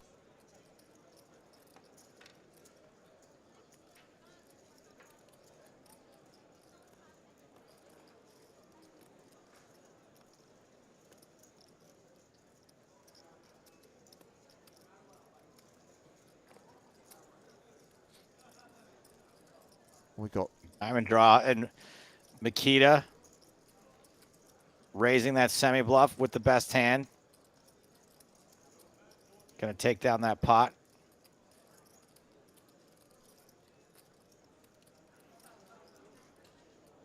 I wonder if they're playing for the minimum. My guess is they are.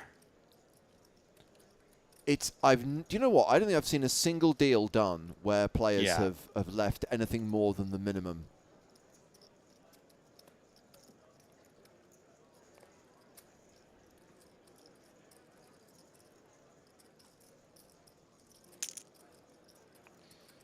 King 10 suited, super strong hand, heads up, especially against Makita's opening range on the button, which is going to be, 80% of hands probably.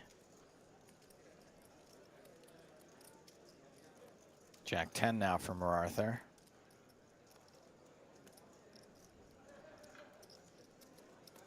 Ace, ace, 8, 2 clubs. Jack high is the best hand for now.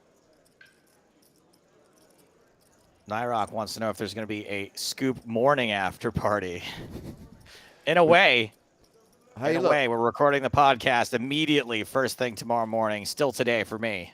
That is true, but also we already established we are following the narrative of the R. Kelly song. It's the hotel lobby after the after party.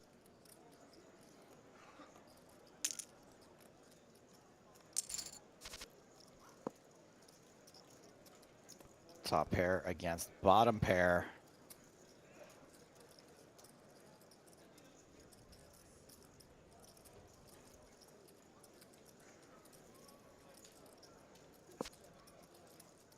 Oh, bottom pair turns into trips. This could be big, big trouble for Makita.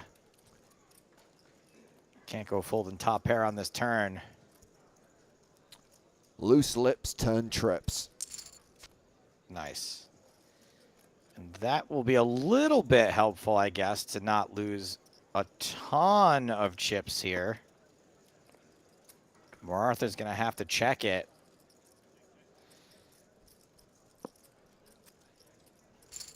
Makita checks it back, but they get a little more evener. Yeah. If you can narrow that gap, it's all gravy. Yes, and I do appreciate we should probably take inspiration from artists other than R. Kelly.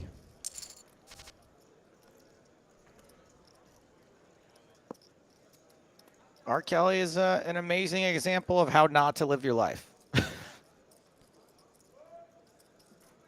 Good point, well made.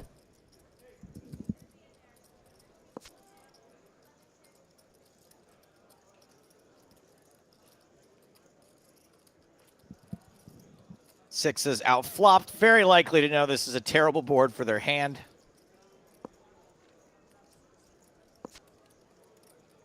And we've got another runner straight situation. Straight board, I should say. 4-card straight board. Makita with the winner this time. I mean, really well done here for Mararthur by hitting the maximum number of overcards possible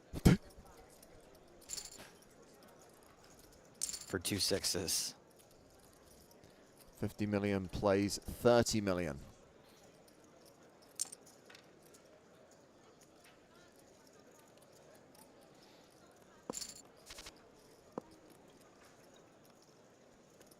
There are 9s here for Bodziakowski.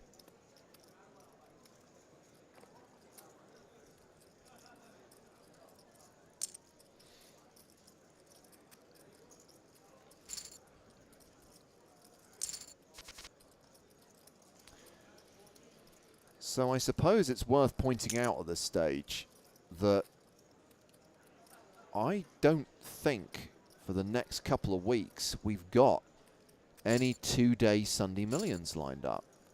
So that means we're going to be off air for the next, I want to say 3 Mondays. I think I looked ahead at the schedule and I think that the next 2-day Sunday Million is in mid-June. I had us down for the 31st of May, but if anyone's wrong, it's me. Oh, I know what we're doing on the 31st of May. I'm teaching you technical stuff. Ah, Sunday Million rehearsal is what it says on the 31st of May. I didn't read far enough. I don't like that all the calendar programs are like that, I don't get a better understanding of what I'm looking at unless I click on every individual day. It's super annoying. I mean, you could reorder it, right? You could have rehearsal : Sunday Million rather than Sunday Million. Yeah. But if I have the word rehearsal first, I'll assume it's unimportant. I have to pretend like it's the real deal. The absolute worst. Moozer says, I host the PokerStars VR Saturday streams. What are the chances of us getting you to join us again sometime? Your chances are high. Your chances are high. If you book me, I will come. I'm down. I'm down to do it. I like the VR people. Love the VR software. And I dusted off so much fake virtual money the last time I played that I feel like I owe you guys another stream. Well, this is an interesting spot. We've got the overpair for Maratha, top pair for Fish.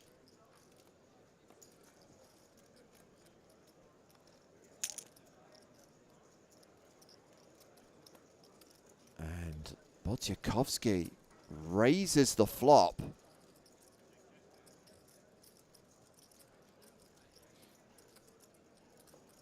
Oh, shoot. Diva's in chat, huh? Hi, Diva. This will get ugly, says Jax. I mean, it's VR. My avatar looks... Oh, no, wait. We're talking about the hand here. 9.9. 3-bet from Martirosian. And is it all going to go in here?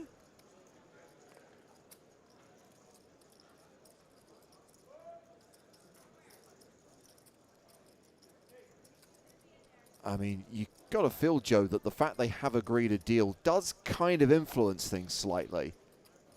Playing with yeah, but like we said, nobody just wants to lay down for this 15K. No, but bear in mind, we have seen Mikita Bodziakowski playing heads up in a high roller event, having done a deal and literally just move all in blind several hands in a row. That is true. I guess what I'm saying is you're more likely to gamble a little bit, take risks, not overthink these spots. I think the gamble we're going to see is the just call there rather than a fold. Right. I don't know if Maratha puts the rest in here. I think Maratha has to put the rest in here. Yeah, and I don't really see Mikita punting. I don't. Sorry, I shouldn't say that, because if he does, then I just told Mikita Bodziakowski that he punted, which I don't ever want to do. So let's just say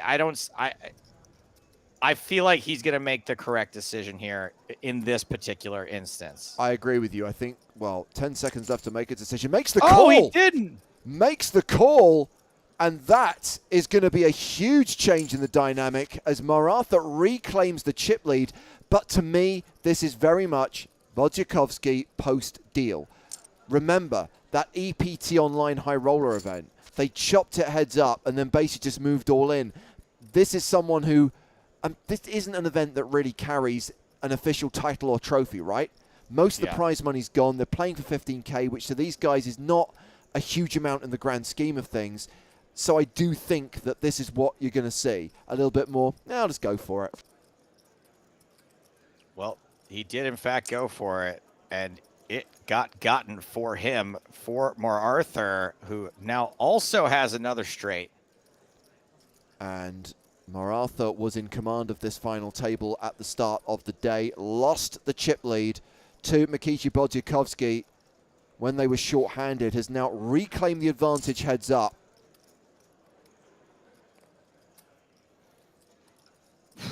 And this is not a chop. I mean, you can so easily get a value bet here if you size it right, but who knows? There's untold riches, right? You can go for more. You can overbet. It's really hard to say, but does not get the call.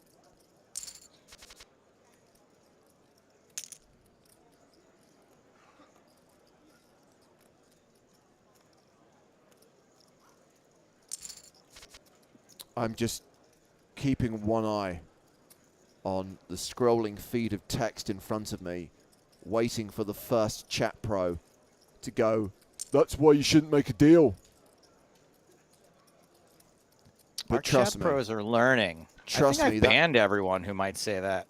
that queen's hand, I don't think plays the same way if a deal isn't done, and I don't think that Maratha has the advantage he has now if a deal had not been done. Maybe. Maybe.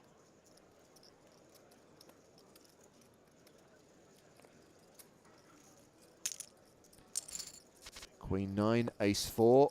That is the gut shot for Fish 2013. Ace high still the best hand.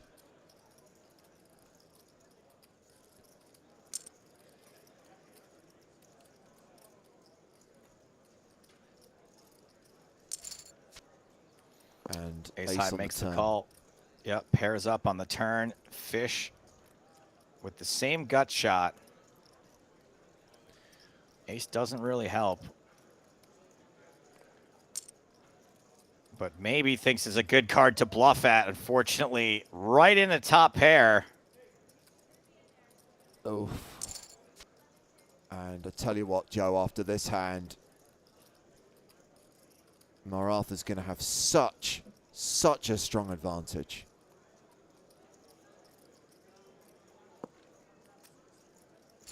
Well, if there's one thing we love on this channel, it's a huge disparity between the number of players and the number of commentators. They are heads up, but we're going to have 3 of us in the booth right now as we welcome Maria Ho back into the mix. And as you can see, Maria, it's all changed. Post-deal, it is Maratha, it's Artem Martirosyan who has the huge advantage now. Wow. A little surprised that they made the deal, but definitely opens up the play even more so than it already was pre-deal. Yeah. And what's weird is I'm slightly surprised, unless Bodzikowski gave up significant equity, I'm surprised the deal was done, because based on the stacks at the point they negotiated, I think it's hard, really hard, for Maratha to have secured much more than second place already advertised. Did you happen to watch the hand, the 2 queens against top pair of 9s, Maria? No, I missed that one. I'd love to get your take on it, because I feel like maybe I was being a little too hold cardy. I think, Joe, that you're looking at it from the perspective of Mikici Bodzikowski as a world-class player who is playing for a difference in prize money of near enough 70k or more than 70k. Yeah. You're not looking at it from the perspective of Mikici Bodzikowski, who's chopped up most of the money, is going to make more in this spot than Maratha anyway, and probably just wants to get this done with now. Yeah, maybe.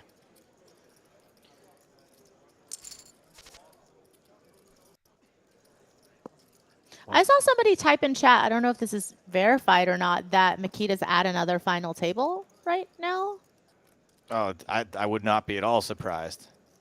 I mean, except for the fact that no other online poker sites exist in the world. No, maybe I thought there was maybe another scoop after party situation going on. There's mediums and lows and other events. I mean, you know, the after party wouldn't be a party if it just had one event. Well, he's not at the final table of the medium. Oh, wow. Huge bet from Fish, and it's the nut flush for Maratha. Yeah, huge bluff here. Maratha just taking the time before they're going to put in that raise. And 6, 5, 6, 7, 8. Wait, hold on, guys. Oh, no. It's just 10 high. No. All good. Bodzikowski dropping down to near enough the 20 big blind mark. This could be it. It's Domination Nation.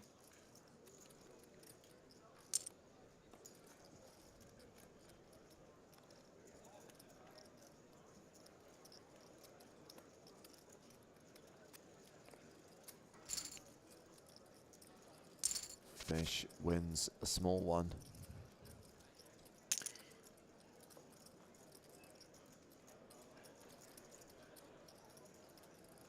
Nobody folds Jack 9. It's Janina.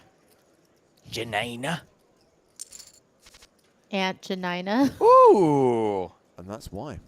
It's the Jack 9 dream.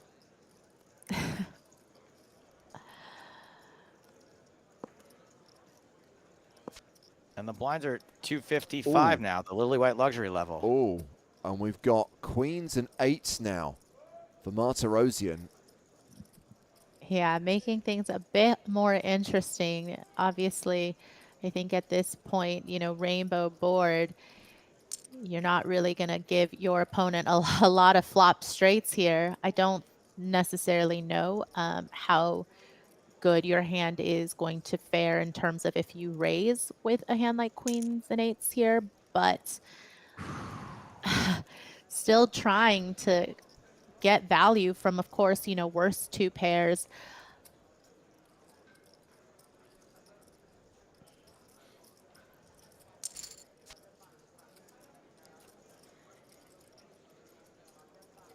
Well, as the board gets straighter on the river, two pairs suddenly looks less strong.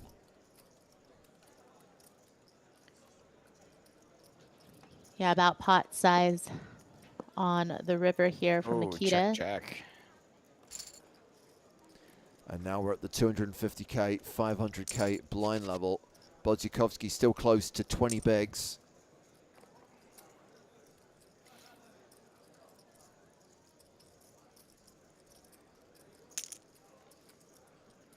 Ace 8 all in and a fold.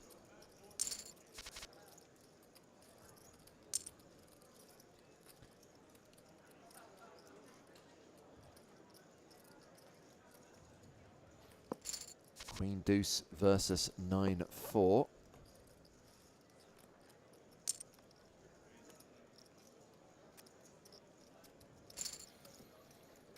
And 7-1 chip advantage for Maratha. Final two players in this $5,000 buy-in Scoop After Party second chance main event. Ace 9 all in. Just kidding. 9-3 not calling. Just kidding. Yeah, at this point, with about 20 bigs effective, there will be some hands that will automatically be pretty easy 3-bet shoves over Nikita's opens.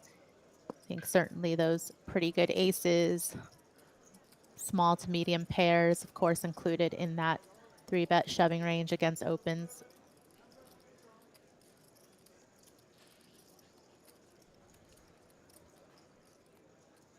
Full pot with 8 high.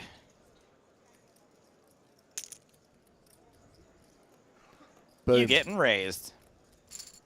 And you are folding.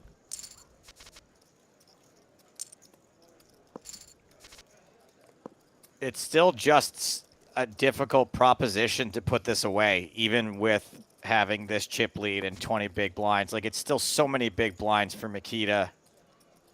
You can't just be reckless.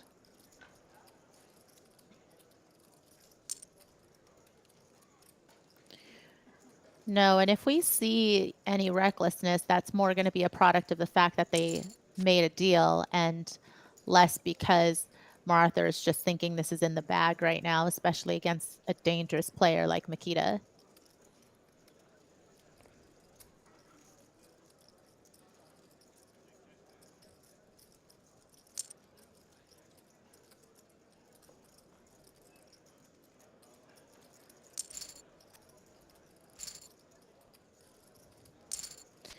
Very nice value bet there.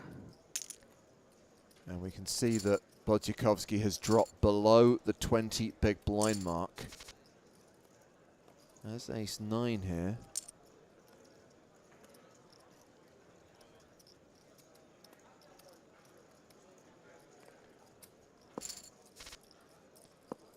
And flops top pair.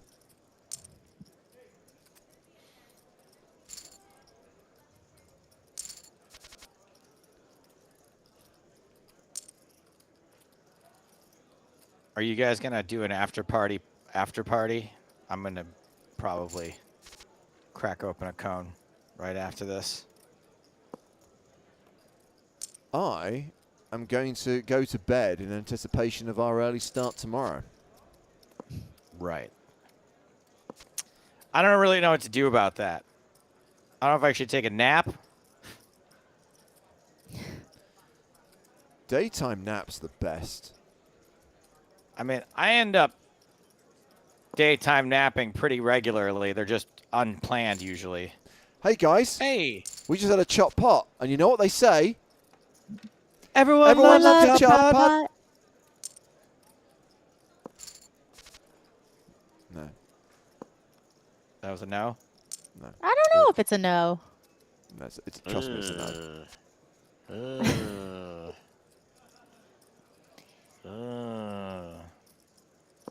I'm going to hope that we have another opportunity today to do that. Well, they both have a queen here. Is this a chop? Ace, ace, jack, queen. Nope. That dastardly king kicker.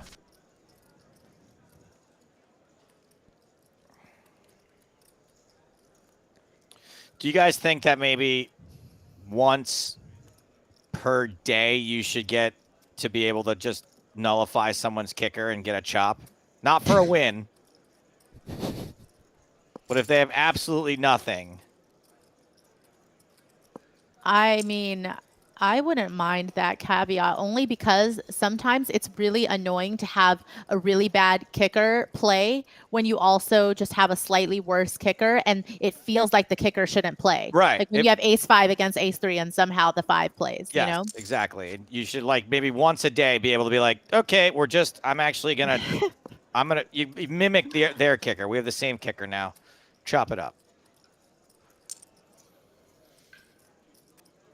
It's one of my many innovations.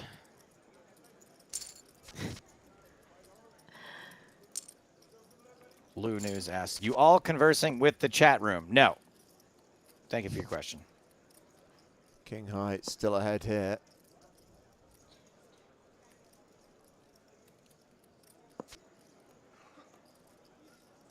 Ooh, I like that. I like Frankster's idea about a chip where it's not counterfeitable, your 2 pairs. I like that. I hate when that happens. Oh, I hate sometimes when that happens. Does it ever not happen? That's my question.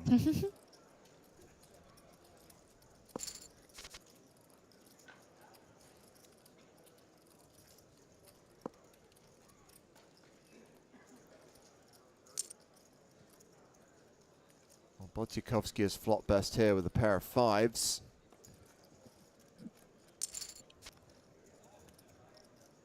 Still good. Yeah, I could be feeling pretty good about the 10 on the turn.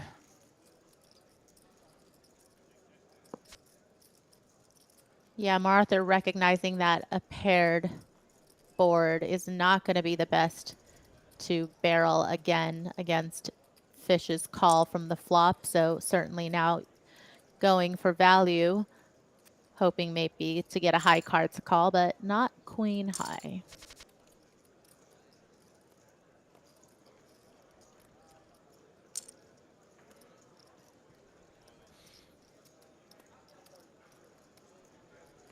Should I start cranking it? I don't.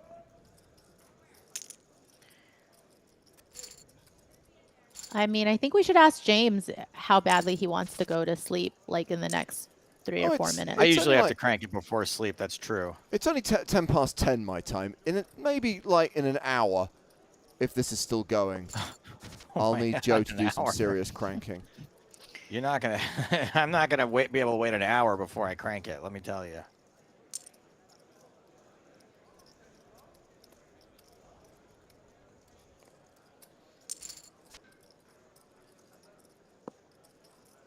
Oh, there is the prospect. Yes, okay, we're going to get another chance. I like a redemption story. You do realize things can go down as well as up, right? Yeah, that's true.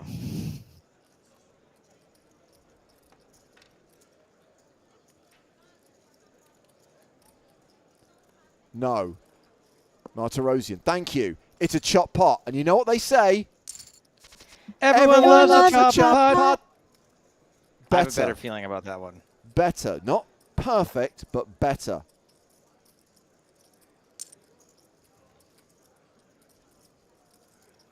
It's been my entire strategy in life is doing something so poorly at first that the second time you do it, people are like, wow, he really improved.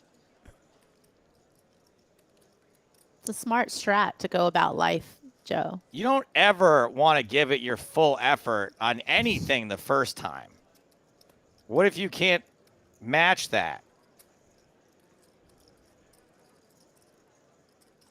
Dude, I went to Little League baseball camp when I was 12 years old, and at the end of the summer, I was voted most improved player. And then I went to Little League baseball camp when I was 13 years old, and at the end of the summer, I was voted most improved player. I just think you've lucked out because it's very presumptuous to think that you'll get multiple chances to do anything to show people how much better you could be at it. Yeah, I mean, you've really got to thread the needle between good enough that you're asked back and bad enough that nobody expects greatness from you. It really is. You know, it'd probably be easier just to do it well the first time, but that's not how I operate.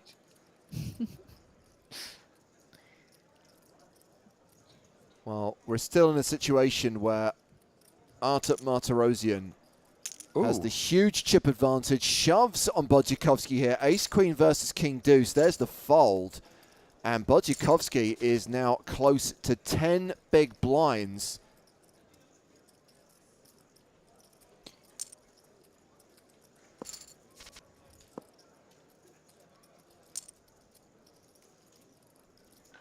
A pair of fives against nothing. All right. Two Snug wants to know what place did the qualifier finish? Well, they finished in third, which was a really great ladder by them, considering. Yeah, considering they qualified for $109. Third place paid $173K, near enough. Hepawainen asks, where are the commentators located? Twitch.tv/PokerStars. Thank you for your question. And YouTube.com/PokerStars. Thank you for your answer. 9 deuce off. Queen 5. The fish. Man, I was really hoping they would somehow find a way to get it in Queen 5 versus 9 deuce. Uh-oh. Ace 10 versus Ace 9. There's every possibility they get it in here, and it will be Domination Nation in Martirosyan's favor. Ace 10 holding. Ace 10 is good, and it is over. We have our winner, and it is Artur Martirosyan, the most recent EPT champion, who takes down this Scoop After Party second chance main event for $265,500. And interestingly, the player who came second, Mikichi Bodzikowski, actually cashes for slightly more, $267,555 by virtue of the deal they agreed when they got heads up. And now we know those numbers. I am surprised. So they were playing for an extra 15K. That means Martirosyan was able to guarantee himself 250K. That is more than 20K more than second place prize money. And considering the near enough 2-to-1 advantage that Bodzikowski had when they went heads up, I think he got a pretty good deal there. And the fact that they go away almost even Stevens in prize money, you know, I think it seems fair, Maria. Yeah, I feel like maybe Makita, it's the after party, you know, maybe you're a little tired, maybe you don't want to play a long drawn out heads up battle, so you gave away a little bit of money there in the end. And unfortunately for Makita, that Scoop title still eludes him today. Obviously, like you said, it's not going to be a Scoop title even if he did win, but, you know, honorary title, what have you. Obviously, Makita will be back, though. Played excellent today. Yes, I'm sure we'll see him again. Just to recap those numbers one last time. The runner-up, $267,500. The winner, $265,500. It always looks so strange to me, Joe, when I look in a lobby and see those numbers, and it's like, Why did first get less than second? It does look strange, especially because, you're not prone to making mistakes, but I am. So I'm always like, I must have looked at that wrong. I must have screwed that up. Nope. It just so happens that is possible. James, I don't know about you, but I'm looking forward to seeing most of these same players all over again next week as we bring you the Scoop Denouement. That's right.